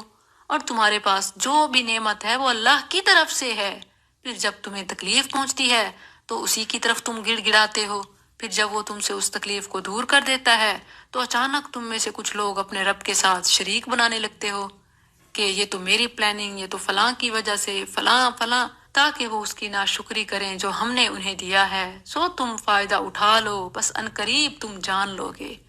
اور وہ ان معبودوں کے لیے جن کے بارے میں وہ نہیں جانتے ایک حصہ اس میں سے مقرر کرتے ہیں جو ہم نے انہیں دیا ہے۔ اللہ کی قسم تم اس کے بارے میں ضرور ہی پوچھے جاؤ گے جو تم جھوٹ باندھتے تھے۔ اور وہ اللہ کے لیے بیٹیاں تجویز کرتے ہیں، وہ پاک ہے، اور اپنے لیے وہ جو وہ چاہتے ہیں۔ جب ان میں سے کسی کو لڑکی کی خوشخبری دی جاتی ہے تو اس کا منہ دن بھر کالا رہتا ہے اور وہ غم سے بھرا ہوتا ہے۔ بیٹی کی پیدائش پر غم زدہ ہونا یہ کفار و مشرکین کا طریقہ ہے۔ وہ لوگوں سے چھپتا پھرتا ہے اس خوشخبری کی برائی کی وجہ سے جو اسے دی گئی، آیا اسے ذلت کے باوجود رکھ لے یا اسے مٹی میں دبا دے، یعنی کیسے اسے برداشت کرے۔ سن لو برا ہے جو وہ فیصلہ کرتے ہیں۔ اللہ نے الا خبردار سے آگاہ کیا کہ یہ طریقہ ٹھیک نہیں ہے۔ للذین لا یؤمنون، ان لوگوں کا جو آخرت پر ایمان نہیں رکھتے، کیونکہ اگر آخرت پر ایمان رکھیں تو بیٹیاں تو آگ سے ڈھال اور جنت کی ٹکٹ اور نبی کی رفاقت اور دنیا میں رب کی رحمتوں کی وجہ ہیں۔ الذین لا یؤمنون بالآخرہ مثل السوء، ان لوگوں کا جو آخرت پر ایمان نہیں رکھتے بہت برا حال ہے، اور اللہ کی سب سے اونچی صفت ہے اور وہی سب پر غالب کمال حکمت والا ہے۔ اور اگر اللہ لوگوں کو ان کے ظلم کی وجہ سے پکڑے تو اس کے اوپر کوئی چلنے والا نہ چھوڑے، اور لیکن وہ انہیں ایک مقرر وقت تک ڈھیل دیتا ہے، پھر جب ان کا وقت آ جاتا ہے تو ایک گھڑی نہ پیچھے رہتے ہیں اور نہ آگے بڑھتے ہیں، اور وہ اللہ کے لیے وہ تجویز کرتے ہیں جسے وہ خود ناپسند کرتے ہیں، اور ان کی زبانیں جھوٹ بیان کرتی ہیں کہ بے شک انہی کے لیے بھلائی ہے، کوئی شک نہیں انہی کے لیے آگ ہے، اور یہ کہ وہ سب سے پہلے اس میں پہنچائے جانے والے ہیں۔ اللہ کی قسم بلا شبہ یقیناً ہم نے تجھ سے پہلے بہت سی امتوں کی طرف رسول بھیجے، تو شیطان نے ان کے لیے ان کے اعمال خوشنما بنا دیے، سو وہی آج ان کا دوست ہے اور انہی کے لیے دردناک عذاب ہے۔ اور ہم نے تجھ پر کتاب نازل نہیں کی مگر اس لیے کہ تو ان کے لیے وہ بات واضح کر دے جس میں انہوں نے اختلاف کیا ہے، اور ان لوگوں کی ہدایت اور رحمت کے لیے جو ایمان لاتے ہیں۔ اور اللہ نے آسمان سے کچھ پانی نازل کیا، پھر اس کے ساتھ زمین کو اس کے مرنے کے بعد زندہ کر دیا، بلا شبہ اس میں ان لوگوں کے لیے یقیناً ایک نشانی ہے جو سنتے ہیں کہ ایسے ہی اللہ بارش برسائے گا اور مردوں کو قبروں سے نکالے گا۔ وَإِنَّ لَكُمْ فِي الْأَنْعَامِ لَعِبْرَةً، اور بلا شبہ تمہارے لیے چوپاؤں میں یقیناً بڑی عبرت ہے۔ ہم ان چیزوں میں سے جو ان کے پیٹوں میں ہے گوبر اور خون کے درمیان سے تمہیں خالص دودھ پلانے کے لیے دیتے ہیں جو پینے والوں کے لیے حلق سے آسانی سے اتر جانے والا ہے، حتیٰ کہ چھوٹے بچے جو اور کچھ نہیں کھا پی سکتے، دودھ ان کے لیے بہترین اور مکمل اور آسان غذا ہے۔ وَمِن ثَمَرَاتِ النَّخِيلِ، اور کھجوروں اور انگوروں کے پھلوں سے بھی، جس سے تم نشہ آور چیز اور اچھا رزق بناتے ہو۔ اس سے پتہ چلتا ہے کہ نشہ آور یہ رزق حسن نہیں ہے، اور یہ شراب کی حرمت کی ابھی تمہید ہے، اس کے آگے شراب کی حرمت کے دلائل ہیں۔ وَأَوْحَى رَبُّكَ، اور تیرے رب نے شہد کی مکھی کی طرف وحی کی کہ کچھ پہاڑوں میں سے گھر بنا اور کچھ درختوں میں سے اور کچھ اس میں سے جو لوگ چھپر بناتے ہیں، پھر ہر قسم کے پھلوں سے کھا، پھر اپنے رب کے راستوں پر چل جو مسخر کیے ہوئے ہیں۔ ان کے پیٹوں سے پینے کی ایک چیز نکلتی ہے جس کے رنگ مختلف ہیں، اس میں لوگوں کے لیے ایک قسم کی شفا ہے، بلا شبہ اس میں ان لوگوں کے لیے یقیناً ایک نشانی ہے جو غور و فکر کرتے ہیں۔ اللہ کی قدرت کہ ایک زہریلے کیڑے کے پیٹ میں تیار ہونے والے مشروب میں لوگوں کے لیے شفا رکھ دی۔ واللہ خلقکم، اور اللہ نے تمہیں پیدا کیا، پھر وہ تمہیں فوت کرتا ہے، اور تم میں سے کوئی وہ ہے جو سب سے نکمی عمر کی طرف لٹایا جاتا ہے تاکہ وہ جان لینے کے بعد کچھ نہ جانے۔ بے شک اللہ سب کچھ جاننے والا، ہر چیز پر قادر ہے۔ نبی صلی اللہ علیہ وسلم بڑھاپے کے برے اثرات سے پناہ مانگا کرتے تھے۔ اللہم انی اعوذ بک من الجبن واعوذ بک من البخل واعوذ بک من ان ارد الى ارذل العمر واعوذ بک من فتنة الدنیا وعذاب القبر۔ اللہ فضل بعضکم، اور اللہ نے تم میں سے بعض کو بعض پر رزق میں فوقیت بخشی۔ بس وہ لوگ جنہیں فوقیت دی گئی ہے کسی صورت اپنا رزق ان غلاموں پر لوٹانے والے نہیں جن کے مالک ان کے دائیں ہاتھ ہیں کہ وہ اس میں برابر ہو جائیں، تو کیا وہ اللہ کی نعمت کا انکار کرتے ہیں؟ یعنی جب تم اپنے غلاموں کو اپنے رزق اور اختیار کا کوئی حصہ دے کر اپنے برابر کرنے کے لیے تیار نہیں، حالانکہ انسان ہونے میں وہ تمہاری طرح ہیں، پھر اللہ کے عبید غلاموں کو اس کے شریک کیوں بناتے ہو؟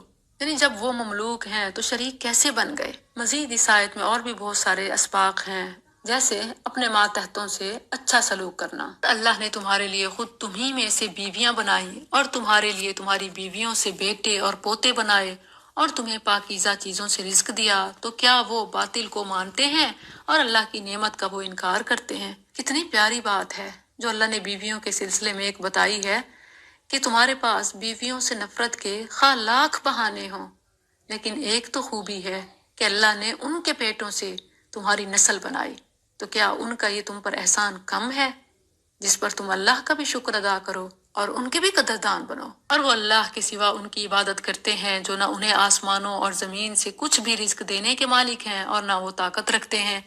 بس اللہ کے لیے مثالیں بیان نہ کرو، بے شک اللہ جانتا ہے اور تم نہیں جانتے۔ مشرک کہتے ہیں جس طرح بادشاہوں کے وزیر اور درباری ہوتے ہیں، ایسے ہی اللہ تک پہنچنے کے لیے مختلف معبود، اتار اور سرکار اور پیر بابے، تو اللہ نے فرمایا نہ دو اس کے لیے ایسی مثالیں۔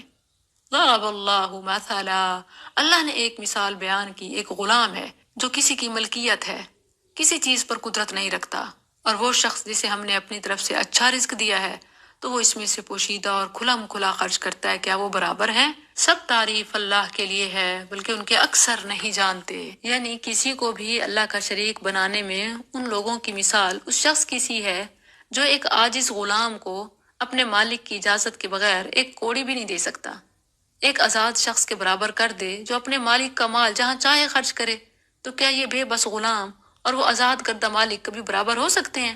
حالانکہ دونوں انسان ہوتے ہیں، ذہنی اور جسمانی ساخت اور قوتوں میں ایک جیسے، پھر بھی ہر کس برابر نہیں ہو سکتے۔ تو جب یہ برابر نہیں ہو سکتے تو کوئی بھی بت یا بزرگ، نبی یا فرشتہ، زندہ یا مردہ، جو سب اللہ کی مخلوق و مملوک ہیں، وہ ساری کائنات کے خالق اور ہر چیز کے مالک کے برابر کیسے ہو سکتے ہیں؟ الحمدللہ، سب تعریف اللہ کے لیے ہے، بلکہ ان کے اکثر نہیں جانتے۔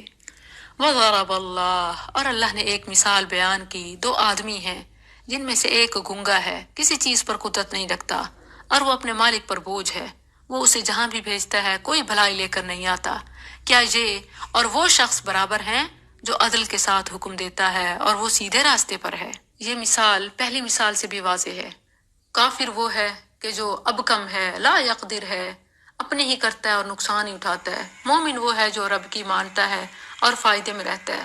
تو دونوں کیسے برابر ہو سکتے ہیں؟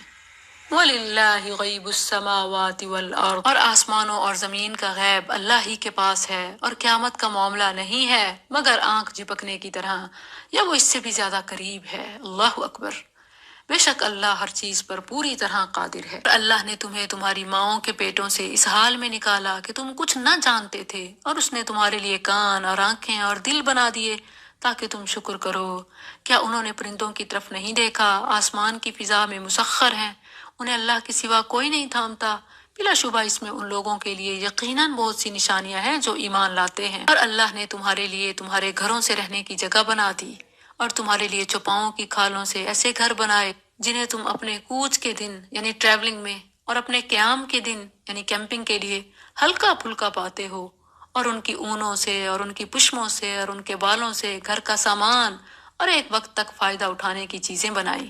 اور اللہ نے تمہارے لیے ان چیزوں سے جو اس نے پیدا کی سائے بنا دیے، اور تمہارے لیے پہاڑوں میں سے چھپنے کی جگہیں بنائی، اور تمہارے لیے کچھ قمیصیں بنائی جو تمہیں گرمی سے بچاتی ہیں، اور کچھ قمیصیں جو تمہیں تمہاری لڑائی میں بچاتی ہیں، جیسے آج کل بلٹ پروف جیکٹس اور کاسٹیومز۔ اسی طرح وہ اپنی نعمت تم پر پوری کرتا ہے تاکہ تم فرما بردار بن جاؤ۔ پھر اگر وہ پھر جائیں تو تیرے ذمے تو صرف واضح پیغام پہنچا دینا ہے۔ وہ اللہ کی نعمت کو پہچانتے ہیں پھر اس کا انکار کرتے ہیں، اور ان میں سے اکثر ناشکرے ہیں۔ اور جس دن ہم ہر امت میں سے ایک گواہ کھڑا کریں گے، پھر ان لوگوں کے لیے جنہوں نے کفر کیا نہ اجازت دی جائے گی اور نہ ان سے معافی کی درخواست لی جائے گی۔ اور جب وہ لوگ جنہوں نے ظلم کیا عذاب کو دیکھ لیں گے تو نہ ان سے وہ ہلکا کیا جائے گا اور نہ انہیں مہلت دی جائے گی۔ اور جب وہ لوگ جنہوں نے شریک بنائے اپنے شریکوں کو دیکھیں گے تو کہیں گے، اے ہمارے رب، یہی ہیں وہ ہمارے شریک جنہیں ہم تیرے سوا پکارتے تھے۔ تو وہ ان کی طرف یہ بات پھینک ماریں گے کہ بلا شبہ یقیناً تم جھوٹے ہو، یعنی انکار کر دیں گے، ہمارا تمہارا کوئی تعلق نہ تھا۔ اور اس دن وہ اللہ کے سامنے فرما بردار ہونا پیش کریں گے، یعنی بہت اچھا بننے کی کوشش کریں گے، اور ان سے گم ہو جائے گا جو وہ جھوٹ باندھا کرتے تھے۔ وہ لوگ جنہوں نے کفر کیا اور اللہ کی راہ سے روکا، ہم انہیں عذاب پر عذاب زیادہ دیں گے اس کے بدلے جو وہ فساد کیا کرتے تھے۔ اور جس دن ہم ہر امت میں ان پر انہی میں سے ایک گواہ کھڑا کریں گے اور تجھے ان لوگوں پر گواہ بنا کر لائیں گے، اور ہم نے تجھ پر یہ کتاب نازل کی اس حال میں کہ ہر چیز کا واضح بیان ہے، اور فرما برداروں کے لیے ہدایت اور رحمت اور خوشخبری ہے۔ بے شک اللہ عدل اور احسان اور قرابت والے کو دینے کا حکم دیتا ہے، اور بے حیائی اور برائی اور سرکشی سے منع کرتا ہے۔ وہ تمہیں نصیحت کرتا ہے تاکہ تم نصیحت حاصل کرو، اور اللہ کا عہد پورا کرو جب آپس میں عہد کرو، اور قسموں کو ان کے پختہ کرنے کے بعد مت توڑو، حالانکہ یقیناً تم نے اللہ کو اپنے آپ پر ضامن بنایا ہے۔ بے شک اللہ جانتا ہے جو کچھ تم کرتے ہو۔ اور اس عورت کی طرح نہ ہو جاؤ جس نے اپنا سوت مضبوط کرنے کے بعد ٹکڑے ٹکڑے کر کے توڑ ڈالا، یعنی نیکیاں کر کے ضائع مت کرو، محنت کر کے شرک کی بھینٹ نہ چڑھاؤ۔ تم اپنی قسموں کو اپنے درمیان فریب کا ذریعہ بناتے ہو، یعنی میں نے قسم اٹھا لی، اب میں یہ نیکی کا کام بھی کیسے کروں، اس لیے کہ ایک جماعت دوسری جماعت سے بھری ہوئی ہو۔ اللہ تو تمہیں اس کے ساتھ صرف آزماتا ہے، اور یقیناً قیامت کے دن وہ تمہارے لیے ضرور واضح کرے گا جس میں تم اختلاف کیا کرتے تھے۔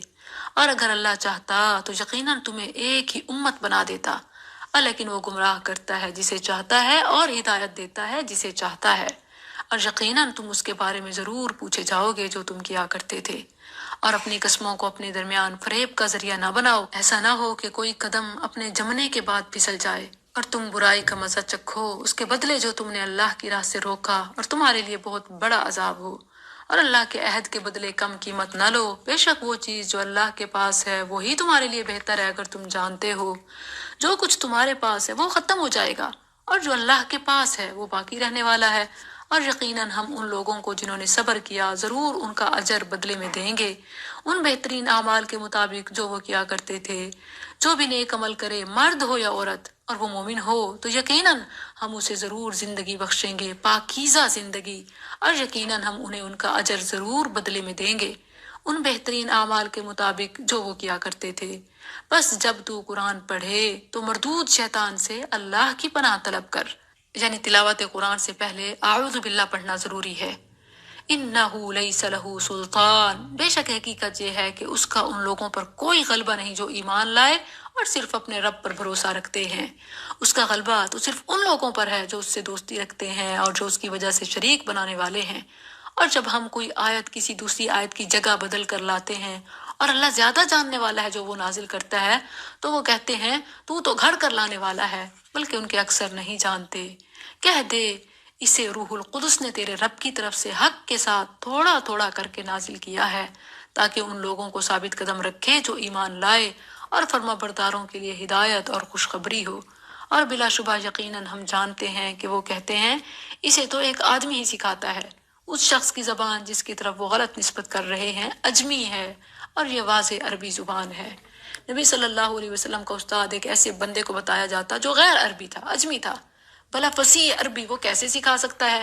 بے شک وہ لوگ جو اللہ کی آیات پر ایمان نہیں لاتے، اللہ انہیں ہدایت نہیں دیتا، اور انہیں کے لیے دردناک عذاب ہے۔ جھوٹ تو وہی لوگ مانتے ہیں جو اللہ کی آیات پر ایمان نہیں رکھتے، اور وہی لوگ اصل جھوٹے ہیں۔ جو شخص اللہ کے ساتھ کفر کرے اپنے ایمان کے بعد، سوائے اس کے کہ جسے مجبور کیا جائے اور اس کا دل ایمان پر مطمئن ہو، اور لیکن جو کفر کے لیے سینہ کھول دے تو ان لوگوں پر اللہ کا بڑا غضب اور ان کے لیے بہت بڑا عذاب ہے۔ یہ اس لیے کہ انہوں نے دنیا کی زندگی کو آخرت کے مقابلے میں محبوب رکھا، اور اس لیے کہ اللہ کافر لوگوں کو ہدایت نہیں دیتا۔ یہ وہی لوگ ہیں جن کے دلوں اور ان کے کانوں اور ان کی آنکھوں پر اللہ نے مہر لگا دی ہے، اور یہی لوگ ہیں جو بالکل غافل ہیں۔ کوئی شک نہیں کہ یہ لوگ آخرت میں وہی خسارہ اٹھانے والے ہیں۔ پھر بے شک تیرا رب ان لوگوں کے لیے جنہوں نے وطن چھوڑا اس کے بعد کے فتنے میں ڈالے گئے، پھر انہوں نے جہاد کیا اور صبر کیا، یقیناً تیرا رب اس کے بعد ضرور بے حد بخشنے والا نہایت مہربان ہے۔ جس دن ہر شخص اس حال میں آئے گا کہ اپنی طرف سے جکڑ رہا ہوگا، اور ہر شخص کو پورا دیا جائے گا جو اس نے کیا، اور ان پر ظلم نہ کیا جائے گا۔ اور اللہ نے ایک بستی کی مثال بیان کی جو امن والی اطمینان والی تھی، اس کے پاس اس کا رزق کھلا ہر جگہ سے آتا تھا، تو اس نے اللہ کی نعمتوں کی ناشکری کی تو اللہ نے اسے بھوک اور خوف کا لباس پہنا دیا اس کے بدلے جو وہ کیا کرتے تھے۔ اور بلا شبہ یقیناً ان کے پاس انہی میں سے ایک رسول آیا تو انہوں نے اسے جھٹلا دیا، تو انہیں عذاب نے اس حال میں پکڑ لیا کہ وہ ظالم تھے۔ سو کھاؤ اس میں سے جو اللہ نے تمہیں حلال پاکیزہ رزق دیا ہے، اور اللہ کی نعمت کا شکر کرو اگر تم اسی کی عبادت کرتے ہو۔ اس نے تم پر صرف مردار اور خون اور خنزیر کا گوشت اور وہ چیزیں حرام کی ہیں جن پر غیر اللہ کا نام پکارا جائے، پھر جو مجبور کر دیا جائے اس حال میں کہ نہ سرکش ہو اور نہ حد سے گزرنے والا، تو بے شک اللہ بے حد بخشنے والا نہایت رحم والا ہے۔ اور اس کی وجہ سے جو تمہاری زبانیں جھوٹ کہتی ہیں مت کہو کہ یہ حلال ہے اور یہ حرام ہے، تاکہ اللہ پر جھوٹ باندھو، یعنی کسی کو حلال حرام کہنے کا حق نہیں سوائے جو اللہ نے بیان کیا۔ بے شک جو لوگ اللہ پر جھوٹ باندھتے ہیں وہ فلاح نہیں پاتے، بہت تھوڑا فائدہ ہے اور ان کے لیے دردناک عذاب ہے۔ اور ان لوگوں پر جو یہودی ہوئے ہم نے وہ چیزیں حرام کی جو ہم نے تجھ پر اس سے پہلے بیان کی ہیں، اور ہم نے ان پر ظلم نہیں کیا لیکن وہ اپنے آپ پر ہی ظلم کرتے تھے۔ پھر بے شک تیرا رب ان لوگوں کے لیے جنہوں نے جہالت سے برے عمل کیے پھر اس کے بعد توبہ کر لی اور اصلاح کر لی، بلا شبہ تیرا رب اس کے بعد یقیناً بے حد بخشنے والا نہایت مہربان ہے۔ بے شک ابراہیم ایک امت تھا، اللہ کا فرما بردار، ایک اللہ کی طرف ہو جانے والا، اور وہ مشرکوں سے نہ تھا، اس کی نعمتوں کا شکر کرنے والا۔ اس نے اسے چن لیا اور اسے سیدھے راستے کی طرف ہدایت دی، اور ہم نے اسے دنیا میں بھلائی دی، اور بے شک وہ آخرت میں بھی یقیناً نیک لوگوں سے ہے۔ پھر ہم نے تیری طرف وحی کی کہ ابراہیم کی ملت کی پیروی کر جو ایک اللہ کی طرف ہو جانے والا تھا اور مشرکوں سے نہ تھا۔ ہفتے کا دن تو صرف ان لوگوں پر مقرر کیا گیا جنہوں نے اس میں اختلاف کیا، اور بے شک تیرا رب ان کے درمیان قیامت کے دن یقیناً اس کا فیصلہ کرے گا جس میں وہ اختلاف کیا کرتے تھے۔ ادع الی سبیل ربک، اپنے رب کے راستے کی طرف حکمت اور اچھی نصیحت کے ساتھ بلا، اور ان سے اس طریقے کے ساتھ بحث کر جو سب سے اچھا ہے۔ بے شک تیرا رب ہی زیادہ جاننے والا ہے جو اس کے راستے سے گمراہ ہوا، اور وہی ہدایت پانے والوں کو زیادہ جاننے والا ہے۔ اور اگر تم بدلہ لو تو اتنا ہی بدلہ لو جتنی تمہیں تکلیف دی گئی ہے، اور بلا شبہ اگر تم صبر کرو تو یقیناً وہ صبر کرنے والوں کے لیے بہتر ہے۔ وَاصْبِرْ، اور صبر کر، اور نہیں تیرا صبر مگر اللہ کے ساتھ، اور ان پر غم نہ کر اور نہ کسی تنگی میں مبتلا ہو اس سے جو وہ تدبیریں کرتے ہیں۔ جب اللہ کے لیے صبر ہو تو لوگوں کی سازشوں اور مخالفتوں سے گھبرانا نہیں چاہیے۔ اسی کا نبی صلی اللہ علیہ وسلم کو حکم دیا گیا۔ واحد مخاطب کا صیغہ ہے، اس میں امت کے لیے واضح سبق ہے۔ ان اللہ مع الذین اتقوا، بے شک اللہ ان لوگوں کے ساتھ ہے جو ڈر گئے، یعنی جو اللہ کی خاطر گناہ چھوڑتا ہے تو اللہ کی مدد ہر حال میں اس کے ساتھ ہوتی ہے۔ ان اللہ مع الذین اتقوا والذین هم محسنون، اور ان لوگوں کے جو نیکی کرنے والے ہیں، یعنی فرائض سے بڑھ کر نوافل کا اہتمام کرنے والے۔ عرب کی معیشت کے ساتھ نصرت بھی انہی کی منتظر ہوتی ہے۔ اللہم اجعلنا منہم، آمین۔ جزاکم اللہ خیرہ۔ اب طالبات زوم کلاس لنک جوائن کریں۔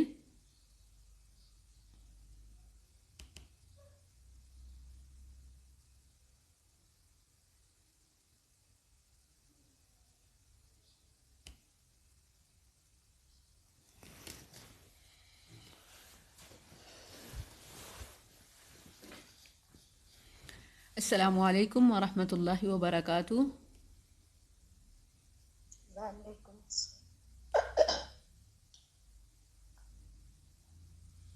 کیا حال ہے آپ سب کا؟ ٹھیک ہیں؟ الحمدللہ۔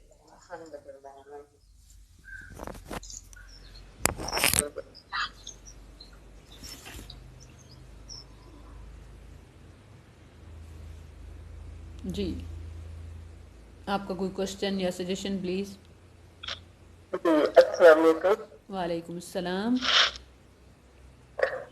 میم میں نے یہ پوچھنا تھا، یہ 2 دن سے نا ہماری مسجد میں امام صاحب جو ہے تقریر کرتے ہیں کہ آج کی رات عبادت کی ہے، لوگ رات کو عبادت کرے، جاگے، اپنے رب سے رجوع کرے. تو پھر ان کو جو میں قرآن تفسیر کے بارے میں پوچھا تو انہوں نے کہا کہ وہ بھی ایک زندگی میں ایک دفعہ ضرور پڑھنی چاہیے. جبکہ ہم نے سعودی عرب میں کسی لوگوں سے اپنے استادوں سے پوچھا تھا تو وہ کہتے تھے کہ یہ ضعیف حدیث ہے، لیکن اگر کوئی پڑھے تو اس کو منع بھی نہ کرے. اچھا جہاں تک ہے نا ایسے ضعیف تو ایک بات دیکھیں کہ ہمارا دین ضعیف نہیں ہے. یہ جو ضعیف کے نام پر مختلف چیزیں ایڈ کی گئی ہیں نا، یہ بہت خرابی اور فرقہ واریت کا باعث ہیں. آپ دیکھیں کہ جو مستند بات ہے نا اس سے کوئی فرقہ واریت کی راہ نہیں نکلتی. اور ضعیف کے نام پہ مختلف غیر ثابت چیزیں، یعنی جو ثابت ہے وہ ضعیف تو نہیں ہو سکتی، اور جو ضعیف ہے اس کے اس بات میں ضرور شک ہے. اسی لیے ضعیف کی بات تو کرنی، جب یہ بات آ جائے نا کہیں بھی کہ یہ ضعیف ہے تو پھر اس کو بالکل کنسیڈر نہ کریں. جہاں تک صلاۃ و تسبیح کی بات ہے تو سنن ابن ماجہ میں حسن درجے کے ساتھ یہ چیز ثابت ہے. ایک ہی حدیث ہے لیکن ایک حدیث بھی عمل کرنے کے لیے کافی ہے اور اس کی فضیلت ہے. لیکن یہ بات ضرور ہے کہ انفرادی طور پر، یعنی جس طرح طریقہ بتایا گیا اس حدیث میں کہ 4 رکعت ہیں اور اس میں یہ تسبیح اس طرح اتنی بار پڑھنی ہے، تو وہ پڑھی جا سکتی ہے. لیکن اس کے لیے جماعت کرانا، اہتمام کرنا یا کسی مخصوص رات میں مخصوص عبادت کے طور پر کرنا، یہ چیز بدعت کو ثابت کر دیتی ہے، سنت تو نہیں بدعت کو. تو جب شب برات ہی ثابت نہیں ہے، یعنی اس رات کی کوئی خصوصی فضیلت ہی ثابت نہیں ہے، کچھ آئیے کہ صلاۃ التسبیح کی مہر بھی اس کے ساتھ لگا دیں اور پھر ایک الگ وظیفہ یا فضیلت شروع کر دیں، تو یہ بدعت ہے. ایسا کچھ بھی نہیں. انشاءاللہ ابھی کچھ ہی دیر میں آپ کے پاس شب برات کے سلسلے میں اس کے نام، اس کے کام اور جو چیزیں ہوتی ہیں شارٹ کلپس آنا شروع ہوں گے، تو آپ اسے اسٹیٹس پہ لگائیں، اسے ڈیفرنٹ گروپس میں روزہ بھیجیں. بھی نہیں ہوگا نا کل کا پھر؟ جی روزہ بھی نہیں ہوگا نا کل کا پھر؟ دیکھیں 15 شعبان کا جو دن کا روزہ ہے نا وہ اس عموم میں شامل ہے جو رسول اللہ صلی اللہ علیہ وسلم پہلے 15 دن شعبان کے پہلے 15 بکثرت روزے رکھتے، اور پھر آخری 15 دنوں میں رسول اللہ صلی اللہ علیہ وسلم نے منع کیا. تو 15 کا روزہ ان 15 دنوں میں شامل ہونے کی وجہ سے، یا ایام بیز میں شامل ہونے کی وجہ سے، یا اگر وہ سوموار یا جمعے کا دن بن جاتا ہے تو جبکہ اس بار تو نہیں ہے، تو اس صورت میں روزہ رکھا جا سکتا ہے. کوئی نارملی روٹین میں سارا سال روزے رکھتا ہے اور اس نے 15 کا رکھا ہے، یا اسی طرح وہ شعبان کی فضیلت، یعنی جو شعبان میں نبی صلی اللہ علیہ وسلم کی سنت ہے پہلے 15 دن، اسے سمجھتے ہوئے رکھتا ہے تو بالکل ٹھیک ہے. لیکن اگر کوئی صرف 15 کا خاص روزہ اور خاص شان جب سمجھتے ہوئے رکھتا ہے تو یہ بدعت ہے، ایسی کچھ ہے ہی نہیں. جی بچے لیکن اسی چیز میں بچے کہ آج رات کو عبادت کرنی ہے اور کل کو ہم لوگوں نے روزہ رکھنا ہے، جبکہ وہ روزہ رکھتے نہیں ہے پورا سال، مطلب نفلی روزہ ہاں نہیں جی، رکھتے بچے. ہاں، اور یہی سمجھتے ہیں کہ اس کی تو بلکہ یہاں تک فضیلت بتائی جاتی ہے کہ یہ ایک دن کا روزہ یا ایک دن ایک رات کی عبادت یہ پورے سال کے گناہوں کی معافی اور بخشش کا ذریعہ ہے. ایسا کچھ بھی نہیں ہے. اس رات کے سلسلے میں یہ بات نبی صلی اللہ علیہ وسلم سے، صحابہ سے، ان کے بعد والوں سے ثابت نہیں ہے، یہ بہت بعد کی ایجاد ہے. بہت شکریہ، جزاک اللہ خیر. میم ہمارے یہاں 10 دن کی تراویح ہوتی ہے جس میں ایک قرآن مکمل ہوتا ہے. جیسے مصروف لوگ ہیں، بزنس مین یا جاب والے، وہ تو وہ اس میں تاکہ ان کا قرآن مکمل ہو، تو اس کے بارے میں کیا ہے؟ یہ صحیح ہے کہ کیسے ہے؟ کب کرتے ہیں یہ؟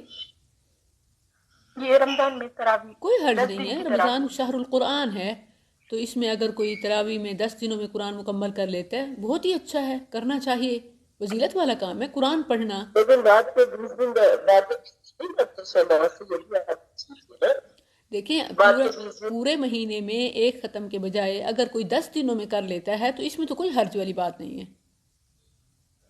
رمضان میں تراویح میں قیام میں قرآن پڑھنا یہ تو ویسے ہی بہت فضیلت والا عمل ہے، رمضان میں کرنا بھی فضیلت والا ہے.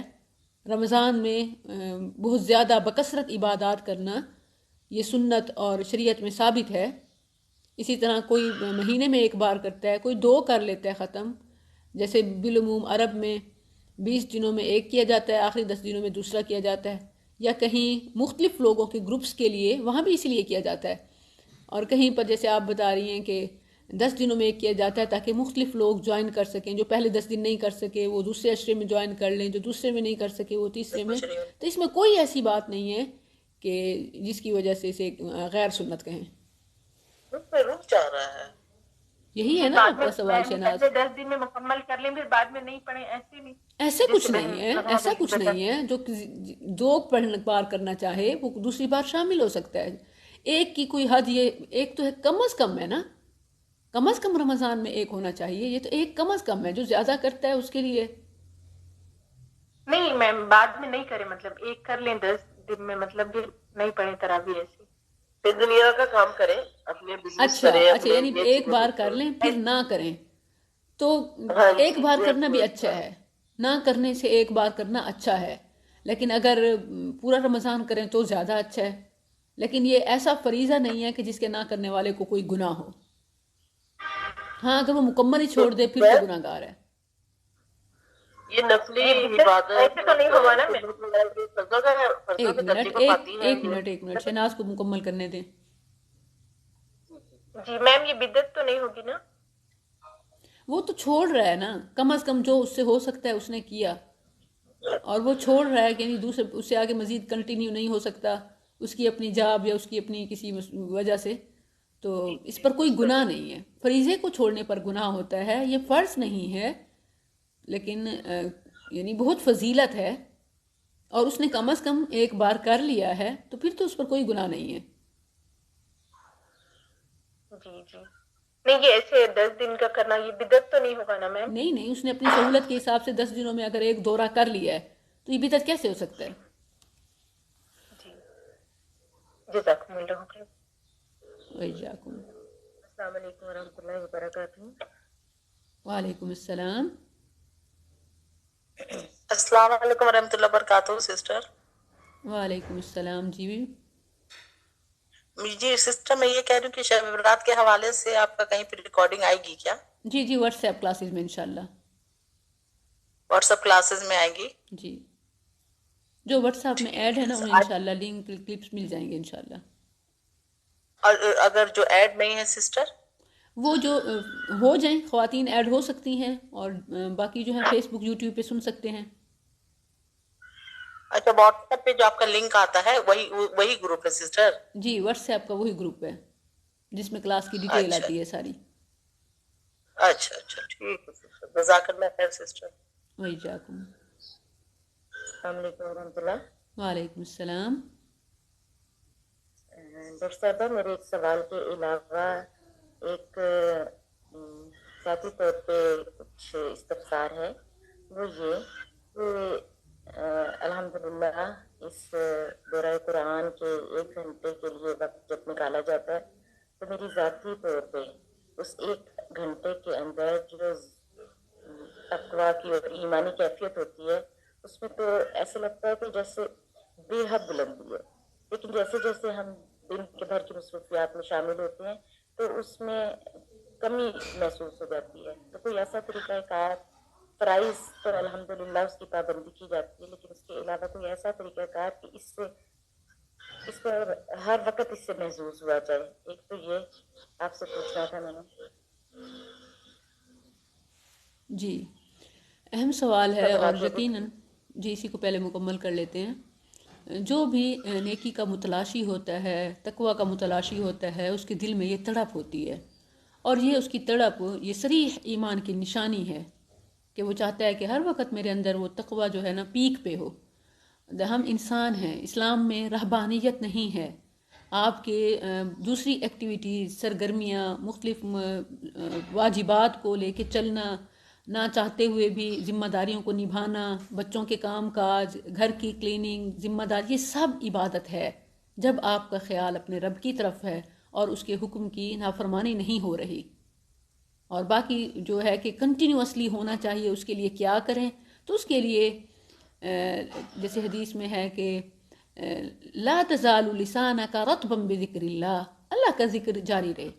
اور دوسری جو سب سے اہم چیز مؤثر ہو سکتی ہے نا، وہ آپ ڈاؤن لوڈ کر لیا کریں نا مختلف لیکچرز، خاص طور پر جو 1 آور والے ہوتے ہیں نا، یا تو تلاوت قرآن یا تفہیم قرآن یا کسی مسئلہ کے حوالے سے جو لانگ ویڈیو کلپ ہوتا ہے، آپ اس کو ڈاؤن لوڈ کر کے رکھ لیا کریں، کیونکہ اکثر و بیشتر ہم کام کاج کرتے ہوئے ایسی جگہ ہوتے ہیں آؤٹ آف ہوم یا اس طرح کہ وہاں پر انٹرنیٹ نہیں ہوتا، تو وہ آپ کی گیلری میں اگر ڈاؤن لوڈ ہوگا نا، یا جیسے آڈیو آپ کی گروپ میں سیو ہے تو آپ اس کو پلے کر لیا کریں اور ہینڈ فری لگا لیا کریں، موبائل ڈیوائس کہیں بھی پڑی رہے، وہ سنتے رہیں، یقین کیجئے کہ اس سے وہ کنیکشن آپ کا، میں پرسنلی یہی چیز کرتی ہوں۔ ایون جیسے کل میری ڈرائیونگ کا ٹائم تھا زیادہ، تو اس میں 2 آورز کی ڈرائیو کرنی تھی، یہ 2 گھنٹے، ایک تو ڈرائیونگ اور دوسرا یہ کہ مطلب وہ جو ایک عادی ہے ہر وقت اپنی پڑھائی کے ساتھ، تعلیم و تعلم کے ساتھ، اس سے وہ چھوٹ رہا ہے تو بڑی ڈسٹربنس ہے۔ تو اس کے لیے میں سب سے پہلے بیفور مطلب چابی لگانے سے پہلے جو میں کام کرتی ہوں وہ اپنی پسندیدہ کوئی لیکچر، کوئی کلاس پلے کر لیتی ہوں اور پھر دوران سفر مکمل وہ سنتی رہتی ہوں، تو اس سے یہ مجھے بہت فائدہ ہوتا ہے، علم بھی حاصل ہوتا ہے، بہت سارے سوالات اور آئیڈیاز بھی ذہن میں آتے ہیں، اور وہ آپ کا کنیکشن بھی نہیں ٹوٹتا۔ آپ اپنے لحاظ سے دیکھ سکتی ہیں کہ آپ کیا کر سکتی ہیں۔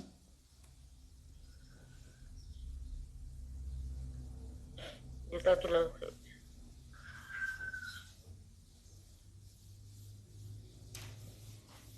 وَإِيَّاكُمْ۔ جی اساتذہ السلام علیکم، میں وعلیکم لاہور السلام۔ سے ہوں۔ تو میں نے یہ پوچھنا ہے کہ اگر ایک کسان اپنے درخت بیچتا ہے تو اس کی جو اماؤنٹ ہے اس میں سے 1,00,000 میں سے 2,500 دے تو یہ ٹھیک ہے یا درختوں کی کاؤنٹنگ کرنی ہے؟ میں سوال ہی سمجھی نہیں ہوں، زکوٰۃ کے حوالے سے ہے؟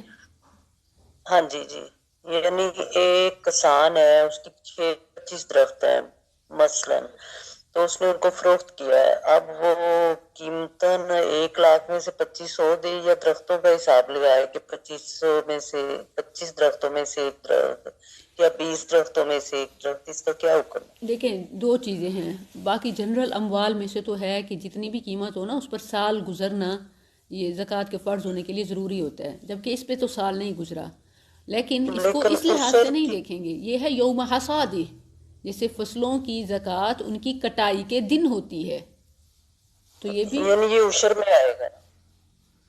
یہ اس کے عشر وغیرہ میں آئے گا، اور ظاہر ہے کہ یہ اس سے پانی دیا ہوا نہیں ہے تو اس کا عشر بنتا ہے، نہ کہ 20واں حصہ، نصف العشر۔ مزید جو ہے کہ اس کی تو ٹوٹل کتنا ہے، کیا ہے، یا اس پہ کتنی بنتی ہے، یہ الگ جو صاحب الافتاء ہیں آپ ان سے پوچھئے۔ نہیں، مثال کے طور پہ 4,00,000 کے وہ ہیں تو اس میں سے وہی میں آپ کو ڈیٹیل بتا رہی ہوں 1,25,000 کہ یہ جی کیلکولیشن، یہ جو آپ کے صاحب الافتاء ہوں جو زکوٰۃ وغیرہ کی کیلکولیشن آپ کو بتاتے ہوں، آپ یہ سوال ان سے کریں، وہ بہتر گائیڈ کر سکتے ہیں کہ اس کی کتنی بنتی ہے، یعنی عشر کتنا تھا ٹوٹل اور اس کا کتنا بنتا ہے۔ ٹھیک، جزاک اللہ۔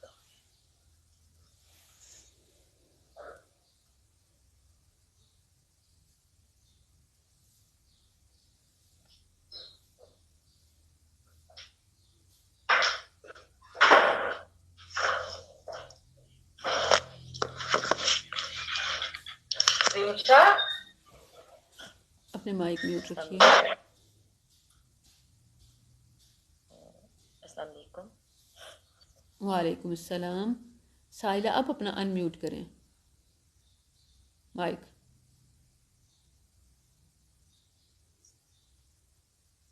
جی جی السلام علیکم وعلیکم السلام۔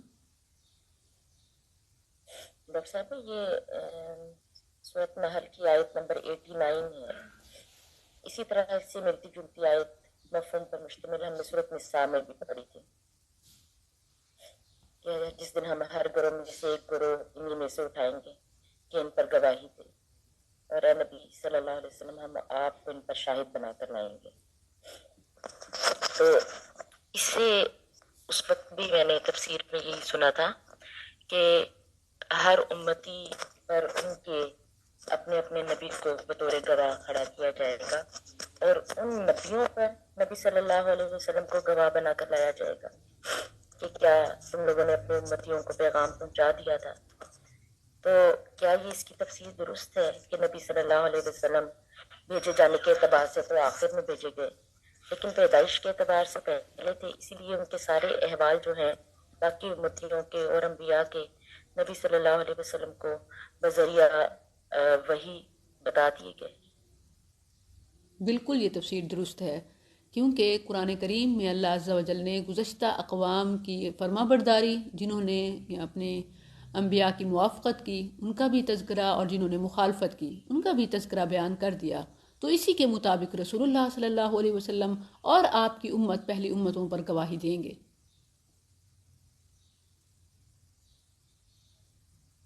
جزاک اللہ خیر۔ السلام علیکم۔ وعلیکم السلام۔ جی میم، میرے 2 سوالات ہیں۔ پہلا میرا سوال یہ ہے کہ جو حدیث پاک کا مفہوم ہے نا کہ اللہ تعالیٰ کے سوا 5 چیزیں ہیں جو کوئی اور نہیں جان سکتا اللہ تعالیٰ کے سوا، تو اس میں آتا ہے نا بارش کے حوالے سے بھی، بارش کب ہوگی یہ اللہ تعالیٰ کے سوا کوئی نہیں جانتا ہے۔ تو کسی نے پوچھا تھا کہ پھر پریڈکشن کیوں دیتے ہیں، کس طرح دیتے ہیں، یہ کیوں اللہ تعالیٰ نے ان کو اختیار دیا اس طرح سے؟ اور دوسرا یہ کہ جو ماں کے رحم میں ہوتا ہے وہ اللہ کے سوا کوئی نہیں جانتا ہے، تو اللہ تعالیٰ نے کیوں ان کو یہ صلاحیت دی کہ یہ جان سکتے ہیں کہ ماں کے پیٹ میں بیٹا ہے یا بیٹی ہے؟ تو پلیز اس میں رہنمائی کیجیے گا، پھر میں دوسرا سوال پوچھوں۔ جزاک۔ اچھا، یہ بہت عامیانہ اور بدگانہ سوال ہے۔ جو یہ لوگ کرتے ہیں وہ تھوڑا سا بھی عقل پر زور نہیں دیتے۔ کیوں نہیں دیتے؟ مثلاً دنیا میں محکمہ موسمیات والے جو رپورٹ دے رہے ہوتے ہیں کہ بارش کب کہاں ہوگی، اب بتائیے کہ کیا وہ اب 2024 میں 2025 کی دے سکتے ہیں، یا ایون 2024 میں ہی مکمل سال کی دے سکتے ہیں؟ نہیں۔ یا حتماً دے سکتے ہیں؟ نہیں۔ وہ اللہ کے وہ جو بھیجے گئے آثار ہوتے ہیں ان کو دیکھ کر کوئی رپورٹ دیتے ہیں۔ تو وہ کون ہے جو ان آثار سے پہلے اس کے صحیح پہنچنے کی مقدار تک کو جانتا ہے؟ اللہ۔ تو یہی اللہ نے فرمایا کہ کوئی ينزل الغیث، بارش کے نزول کا مکمل علم کسی کو، جو انسانوں کو علم ہے وہ اللہ کے دیے ہوئے کے بعد ہے، یعنی اور وہ بھی اس میں سے بھی ایک اندازہ ہے، اندازہ علم نہیں ہے۔ علم یقینی ہوتا ہے، اندازہ شک والا ہوتا ہے۔ جو محکمہ موسمیات والے دے رہے ہوتے ہیں وہ آثار کو دیکھ کر اندازے لگاتے ہیں، جو صحیح یا غلط دونوں ہو سکتے ہیں، آثار سے پہلے نہیں بتا سکتے، نہیں پریڈکشن کر سکتے۔ سمجھ آ گئی بات؟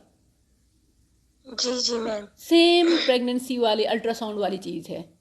اچھا، وہ بھی بتاتے ہیں، ایون آپ دیکھیں کہ حتیٰ کہ ایک بڑی واضح مثال، جو محترمہ اس کا بے نظیر بھٹو کا بلاول ہونے والا تھا، تو اس وقت ماہرین نے اور انٹرنیشنل بڑے بڑے ہاسپٹلز اور ان کے گائنیکالوجسٹ اور یہ الٹرا ساؤنڈ والوں نے کہا تھا کہ بیٹی ہونے والی ہے۔ ان کے بارے میں اخبارات میں چھپا تھا کہ اس بار بیٹی ہے، لیکن بیٹا ہوا۔ اور اسی طرح اور بھی کئی ایون سیاستدانوں، رہنماؤں کے اور اس طرح کی رپورٹس وغیرہ جو غلط ثابت ہوئیں، وہ میڈیا پر ایون وہ رپورٹس آج بھی موجود ہیں۔ اور بڑی حیرت ہوتی ہے، یعنی ٹیکنالوجی کی جو مکمل دسترس ہے جن کے پاس ہے، ان کی رپورٹس بھی غلط ہو گئیں۔ اور اچھا، وہ بھی اگر ان کا اندازہ وہ جو ایک یعنی لیزر سے، ساؤنڈ سے، یا جس بھی چیز سے، ٹیکنالوجی سے وہ جو دیکھ کے بتا رہے ہوتے ہیں، وہ ایک اندازہ ہوتا ہے، وہ ایک تصویر ہوتی ہے، آپ کہیں وہ ایک کیمرہ سی تصویر ہے۔ اصل جو ہے بغیر کسی سورس کے بنایا کس نے؟ یہ آپ کی مشین میں خرابی ہو یا آپ کے سمجھنے میں خرابی ہو، وہ رپورٹ غلط ہو جائے گی۔ اور اچھا، وہ بظاہر صرف جینڈر ہی بتا سکتے ہیں، اگر اندازہ صحیح بھی ہو نا، صرف جینڈر بتا سکتے ہیں۔ کیا بتا سکتے ہیں کہ اس کی زندگی کتنی ہوگی؟ سب کچھ ٹھیک ٹھاک ہو، اچانک برتھ سے پہلے بچہ مر جائے۔ میری سسٹر کیسے ہوا؟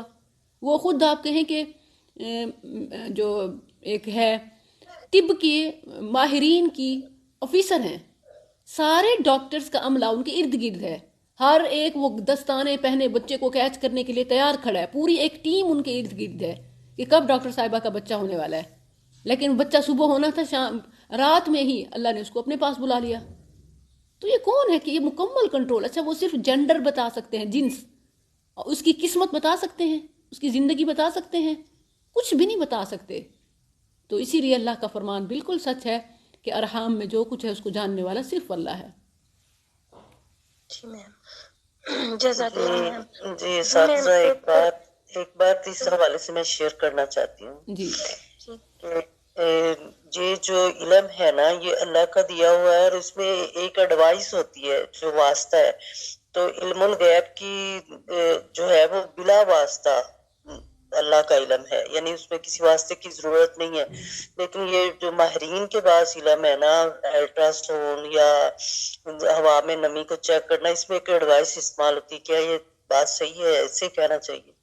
ہاں، یہ بات ٹھیک ہے. یعنی سمجھنے کے لیے آپ دیکھیں کہ ڈیوائسز وغیرہ استعمال ہوتی ہیں، ڈیوائسز کا علم بھی دینے والا اللہ ہے. تو یہ جس کو اللہ نے علم دیا ہو اور محدود علم دیا ہو وہ عالم الغیب نہیں ہوتے. اصل چیز یہ ہے کہ آپ عالم الغیب کی ڈیفینیشن کریں. عالم الغیب وہ ہوتا ہے جو پہلے سے بغیر کسی کے بتائے خود سے سب جانتا ہو، جبکہ لوگوں کو مختلف اندازوں سے کچھ معلوم ہوتا ہے. تو جو بتانے سے یا اندازوں سے معلوم ہو وہ عالم الغیب. علم ہی نہیں ہو سکتا، علم غیب تو دور کی بات ہے نا. یعنی کہنے کا مطلب یہ ہے کہ بغیر کسی ایڈوائس کے، کسی مشین کے، یہ کچھ نہیں بتا سکتے. ایسے ہے، بالکل ایسے ہے، کچھ نہیں بتا سکتے. اسی طرح ایون انبیاء کا معاملہ ہے کہ وہ وحی کے بغیر کچھ بھی نہیں جانتے تھے. وہی کے بغیر کچھ نہیں بتا سکتے. ٹھیک ہے، جزاک اللہ.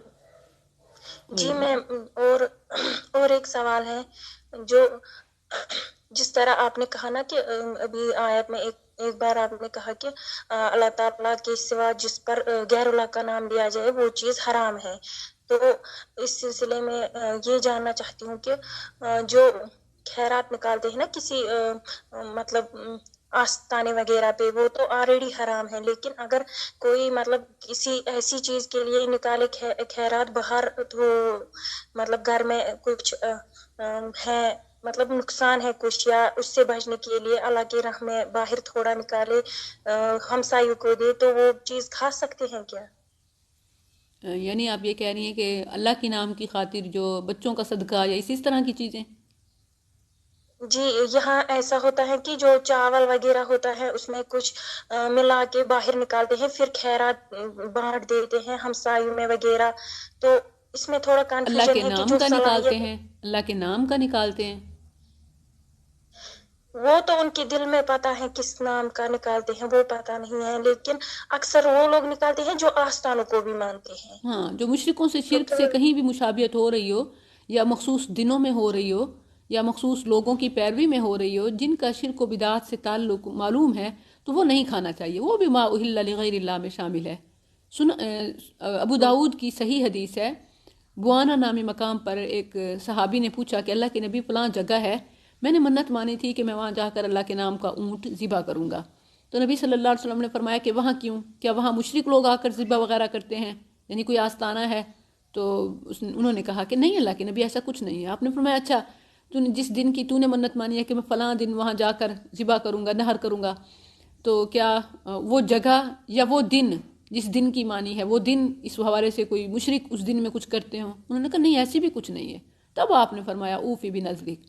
یعنی صرف یہی نہیں کہ غیر اللہ کا نام، بلکہ غیر اللہ کے جو کرنے والے ہیں ان سے مشابہت، خواہ وہ جگہ کے حساب سے ہو یا وہ وقت کے حساب سے ہو، دونوں حوالے سے یہ تمام غیر اللہ میں شامل ہے. آسان الفاظ میں تھوڑی سی مشابہت کی وجہ سے بھی شرک نہیں بلکہ مشرکوں کی مشابہت سے بھی وہ چیز حرام ہو جاتی ہے. جی میم، یعنی جو آستانوں کے لیے لے جاتے ہیں وہ اگر گھر سے بھی نکالے تو وہ ہاں نہیں کھا سکتے. بالکل ایسے ہے. وہی آستانوں پہ دینے والے جو گھر میں بھی اسی طرح بانٹ رہے ہوتے ہیں وہ حرام ہے، وہ ما اہل لغیر اللہ میں شامل ہے. جزاک اللہ میم. اور میم سوری میں نے زیادہ سوال کیے آج، لیکن ایک اور سوال ہے، مجھے کنفیوژن ہے اس بارے میں، تو مجھے اس میں بتائیے. رہنمائی کی ضرورت. جی میم، اکثر میں نے سنا ہے، میں نے اتنا قرآن نہیں پڑھا ہے، اب میں پڑھ رہی ہوں، اللہ تعالیٰ کا شکر ہے. تو کچھ لوگوں کے مطلب کچھ لوگ کہتے ہیں، میں نے سنا ہے، تو آپ کہیے کہ یہ صحیح ہے کہ غلط، کہ پیارے نبی صلی اللہ علیہ وسلم روح رسول میں زندہ ہے اور ساری کائنات ان کے سامنے ہے. تو کیا اس بات پہ ہمیں ایمان رکھنا چاہیے؟ ایسی باتیں خود رسول اللہ صلی اللہ علیہ وسلم کی تعظیم کے بھی اور اللہ عز و جل کی توحید میں بھی بہت بڑی خرابی کا باعث بنتی ہیں. یعنی یہ کہنے کی کیا ضرورت ہے جب نبی صلی اللہ علیہ وسلم اور انبیاء کے اجساد مبارک کے حوالے سے ہے کہ انہیں زمین کی مٹی نہیں کھاتی، اور اسی طرح شہداء کے بارے میں ہے کہ وہ اللہ کے ہاں زندہ ہیں اور وہ رزق دیے جاتے ہیں، تو اس بات کو اگر یہیں تک رکھیں تو کافی ہے۔ اس طرح مطلب غلو کرنا یہ بالکل غلو ہے، جس طرح یہود و نصارہ نے اپنے انبیاء کے بارے میں کیا۔ دیکھیں وہ زندہ ہیں، کیسے ہیں، یہ کیوں کسی نے گھڑ لیا؟ جب اللہ نے فرما دیا وَلَٰكِن لَا تَشْعُرُونَ، تم شعور نہیں رکھتے، تو انہوں نے کیسے ایک خاکہ پیش کر دیا عوام الناس کے سامنے، لوگوں کو گمراہ کرنے کے لیے کہ وہ پوری دنیا ان کے سامنے ہے۔ گویا انہوں نے نبی صلی اللہ علیہ وسلم کو العیاذ باللہ خدا بنا لیا کہ ساری دنیا ان کے سامنے ہے۔ انتہائی غلط بات ہے۔ اللہ نے فرما دیا وَلَٰكِن لَا تَشْعُرُونَ، وہ کیسے زندہ ہیں، کیسے رزق دیے جاتے ہیں، یہ معاملہ اللہ کے علم میں ہے، اس کے علاوہ بالکل کسی کو معلوم نہیں۔ تو مثالیں دینا یا اسی طرح اس حد تک کہہ دینا، یہ بغیر دلیل کے بہت بڑی جسارت ہے، بے ادبی ہے، نہیں کہنا چاہیے۔ جی میم، جزاک اللہ میم۔ السلام علیکم۔ وعلیکم السلام۔ ڈاکٹر صاحبہ معذرت، آج مجھے بھی سوال زیادہ آپ سے میں کر رہی ہوں، لیکن میں چاہتی ہوں کہ میں آپ سے رہنمائی حاصل کروں۔ ابھی میں نے ایک سوال آپ سے ایمان اور تقوی میں تسلسل کے حوالے سے پوچھا تھا اور ثابت قدمی کے حوالے سے۔ تو حدیث میں ہے کہ جماعت پر اللہ کا ہاتھ ہوتا ہے، تو اس حوالے سے آج کے دور میں تفرقہ بازی اور مسالک سے بچتے ہوئے ہم جماعت کا انتخاب کیسے کریں؟ کیونکہ صحبت صالحین ہر ایک کو میسر تو نہیں ہے۔ صحیح بات ہے۔ اور قرآن سے رہنمائی جو ہے وہ بھی جس طرح سے کچھ وقت کے لیے تو ہم آپ کی کلاس میں شامل ہوتے ہیں تو وہ کیفیت نہیں ہوتی ہے، فوری طور پر تو ہوتی ہے، لیکن سارے دن اور جیسے کاموں میں مصروف ہوتے ہیں تو نہیں ہوتی۔ تو اس سلسلے میں مجھے تھوڑی رہنمائی چاہیے کہ جماعت کا انتخاب کیسے کیا جائے۔ جماعت کے حوالے سے نا عام طور پر غلط مطلب معنی لیا جاتا ہے۔ وہ سمجھتے ہیں کہ شاید کسی مخصوص فرقے کو جوائن کرنا یہ جماعت میں شامل ہونا ہے۔ یاد رکھیں کہ جو ایک منہج، ایک فکر اور ایک سوچ کے ساتھ ہے وہ بھی جماعت میں شامل ہے، اس کے لیے کوئی باقاعدہ حلف نامہ یا جوائن کرنا یہ لازمی نہیں ہے۔ مثلاً اگر کوئی قرآن و حدیث دنیا میں جہاں کہیں بھی، میں ایک مطلب چھوٹی سی اور آسان سی بات کروں گی، دنیا میں جہاں کہیں بھی کوئی بھی ایک فکر اور سوچ کا حامی ہے وہ ایک جماعت ہے، خواہ انہوں نے آفیشیلی اس کو قبول کیا ہو نہ کیا ہو، کیونکہ ان کا مشن، ان کا ویژن ایک ہے۔ مثلاً آپ قرآن و حدیث کی فالوور ہیں، الحمدللہ جو اس کلاس میں ہیں ان کے لیے جو دلیل ہے، جو رہنمائی کی بنیاد ہے وہ قرآن اور حدیث ہے، تو ہم سب ایک جماعت ہیں، اسی جماعت کی ترغیب دی گئی ہے۔ یعنی آپ کا مشن، آپ کا ویژن ایک ہونا چاہیے، اس مقصد میں آپ ایک ہوں، یہ آپ ایک جماعت کے ساتھ شامل ہیں۔ اور پھر آپ جہاں کہیں بھی ہیں، جب آپ کا یہ ہے کہ اس معاملے میں دلیل قرآن و حدیث ہے تو پھر آپ صحبت میں شامل ہیں، آپ اپنے آپ کو اس سے جدا نہ کریں۔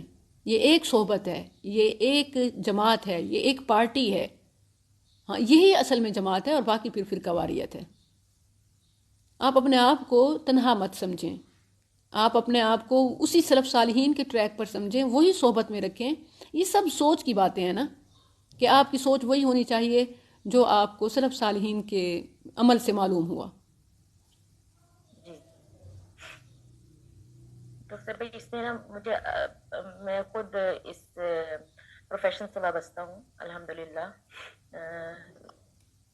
ایم فل اسلامیات ہوں، اور مجھے خواہش ہے کہ میں اس میں اور اسپیشلائزیشن کروں، اور میں چاہتی ہوں کہ کسی کی رہنمائی میں مجھے یہ میسر ہو۔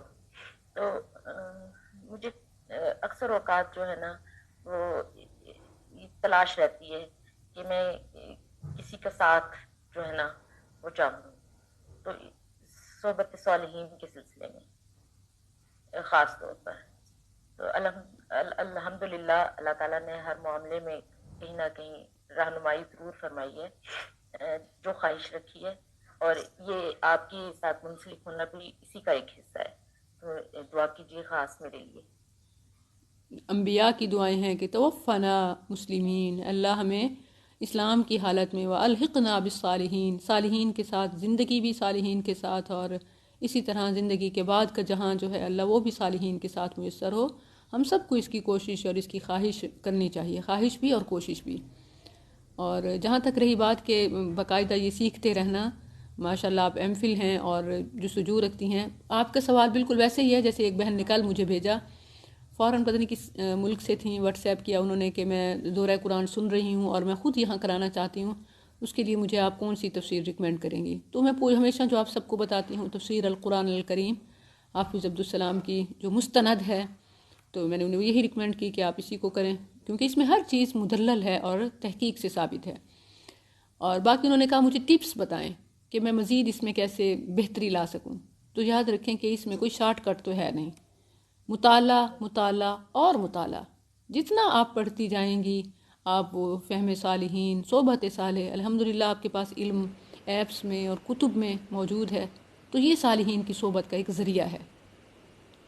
بس اسی میں زیادہ وقت گزاریں، تعلیم و تعلم، پڑھنا، سمجھنا، وقت دینا، یہ مشغلہ خواتین کا ہونا چاہیے۔ یہ بہت کم تعداد ہے، چند ایک ہیں جنہوں نے اپنا اوڑھنا بچھونا مطالعہ کو اور تحقیق کو بنایا ہوا ہے۔ ادروائز میں دیکھتی ہوں خواتین کی مشغولیت کہ وہ اپنا ٹائم بہت ضائع کر رہی ہیں، ساری بربادی کی یہی وجہ ہے، دنیاوی چیزیں اور مقابلے بازی، گپ شپ، فضولیات، صبح ہوتی ہے دنیا کی باتیں شروع ہوتی ہیں اور ہر جگہ یہی مقابلے بازی۔ تو اس سے نکلنا چاہیے، خاص طور پر اب جو دن اور آ رہے ہیں یہ تو اللہ کی قربت کے، اور اصل چیز کیا ہے، یہ ذکر جو ہم نے تو صرف ذکر کو بنایا نا، ذکر اللہ حق اللہ، اور زبان پر، حالانکہ ذکر نصیحت کو کہتے ہیں۔ جتنا آپ تدبر و تفکر غور و فکر کریں گے، جتنا آپ سمجھیں گے، جو قلبی ذکر ہے نا یہ اصل میں ذکر ہے، لسانی ذکر سے بھی بڑا۔ تو بس انشاءاللہ اللہ مدد کرے گا انشاءاللہ۔ سسٹر، جی۔ ہمارے پڑوس میں ایک پیر آتے ہیں اور ان کے ساتھ پھر وہ مانے سال میں ایک بار آتے ہیں، مانے 20 دن رہتے ہیں، اور ان کے یہاں سے کافی مرید لوگ آتے ہیں، اور پھر وہ مرید لوگ نا ان کا اسی میں عرس کرتے ہیں، کھانا بنواتے ہیں، کافی گیدرنگ ہوتی ہے، تو وہ کھانا جائز ہے کیا؟ نہیں کھانا جائز، ایسی محافل میں جانا بھی جائز نہیں ہے، اور ایون ان کا اس نہیں علاقے وہ میں آنا یہ تباہی ہے، اللہ عز و جل کے عذاب کو دعوت دینا ہے، بہت خرابیاں لاتے تو ہیں۔ وہ ہمارے پڑوس میں ہے، ایک دم بازو گھر میں ہے، تو وہ کھانا آپ کو بھیجتے ہیں احتجاج ہم لوگ کرنا کو بھی۔ چاہیے، آپ کو اصلاح کا کام کرنا چاہیے آپ کو، بلکہ ایسے وہ جو ہیں ڈھونگی بابا ان کا پردہ فاش کرنا چاہیے، عوامی آگاہی کی مہم چلانی چاہیے، لوگوں میں شعور ہو تو کہ ہم لوگوں نے ان سے کہا تھا سسٹر، تو وہ کہہ رہے ہیں کہ یہ میں نہیں کرتا، یہ میرے جو مریدان ہیں وہ لوگ اپنے خوشی سے کھانا بنواتے ہیں ایک دن، تو یہ جائز نہیں ہے نا نہیں سسٹر بالکل کھانا؟ جائز نہیں ہے، بالکل نہ اس کو ایسے لوگوں کو علم ہوتا ہے، نہ ہی وہ شریعت کی پیروی کرنے والے ہوتے ہیں۔ پیر تو وہی ہے نا جو شریعت کی بات کرے، اور جو اپنے گرد ہجوم اکٹھا کر لے وہ پیر نہیں ہے۔ چلیں جزاکم اللہ، آج بہت ٹائم ہو گیا، جزاک اللہ خیر۔ بارک اللہ لی میم ولکم فی۔ رات کو میں آپ کا نا یہ اس کا ڈھونڈتی رہی تھی شب برات کے بارے میں، تو نہ فیس بک پہ ملا نہ یوٹیوب پہ ملا، تو آپ صبح جب آپ کی کلاس شروع ہو گیا تب پھر فیس بک پہ مجھے ملا، چلیں تو پھر میں نے سنا، میری بانجی پوچھ رہی تھی، پھر نہ ہی ملا، تو چلیے شکر ہے آپ نے بھیج دیا، بارک اللہ، بہت شکریہ، سبحانک جزاک اللہم اللہ۔ سسٹر وہ ربنا۔ تفسیر آپ جو بتا رہی تھی اس کا پلیز آپ نام گروپ میں ڈال دینا، واٹس ایپ گروپ میں۔ ٹھیک ہے، میں لنک شیئر کر دیتی ہوں، اینڈرائیڈ والے انسٹال کر سکتے ہیں، اور بہتر ہوگا کہ آپ یہ ایک بار کسی مکتبہ سے سیٹ خرید لیں اس تفسیر کا، ہاں تو یہ آپ بک کا نام اور آتھر کا نام بتا دیں سسٹر، ٹھیک ہے انشاءاللہ، جزاکم اللہ۔ میں لنک بھیج دیتی ہوں ایپ انسٹال کرنے کے واٹس ایپ لیے، اور گروپ میں جو بھیج دیں گے لینا نا؟ چاہے وہ یہی اس سے دیکھ لیں، جزاکم جی اللہ۔ واٹس ایپ گروپ میں بھیج دیں گے نا سسٹر؟ جی انشاءاللہ۔ سبحانک اللہم جی ربنا وبحمدک، نشہد ان لا الہ الا انت، نستغفرک ونتوب الیک۔ السلام علیکم ورحمۃ اللہ وبرکاتہ۔ وعلیکم السلام ورحمۃ اللہ ورحمۃ اللہ وبرکاتہ۔ وبرکاتہ۔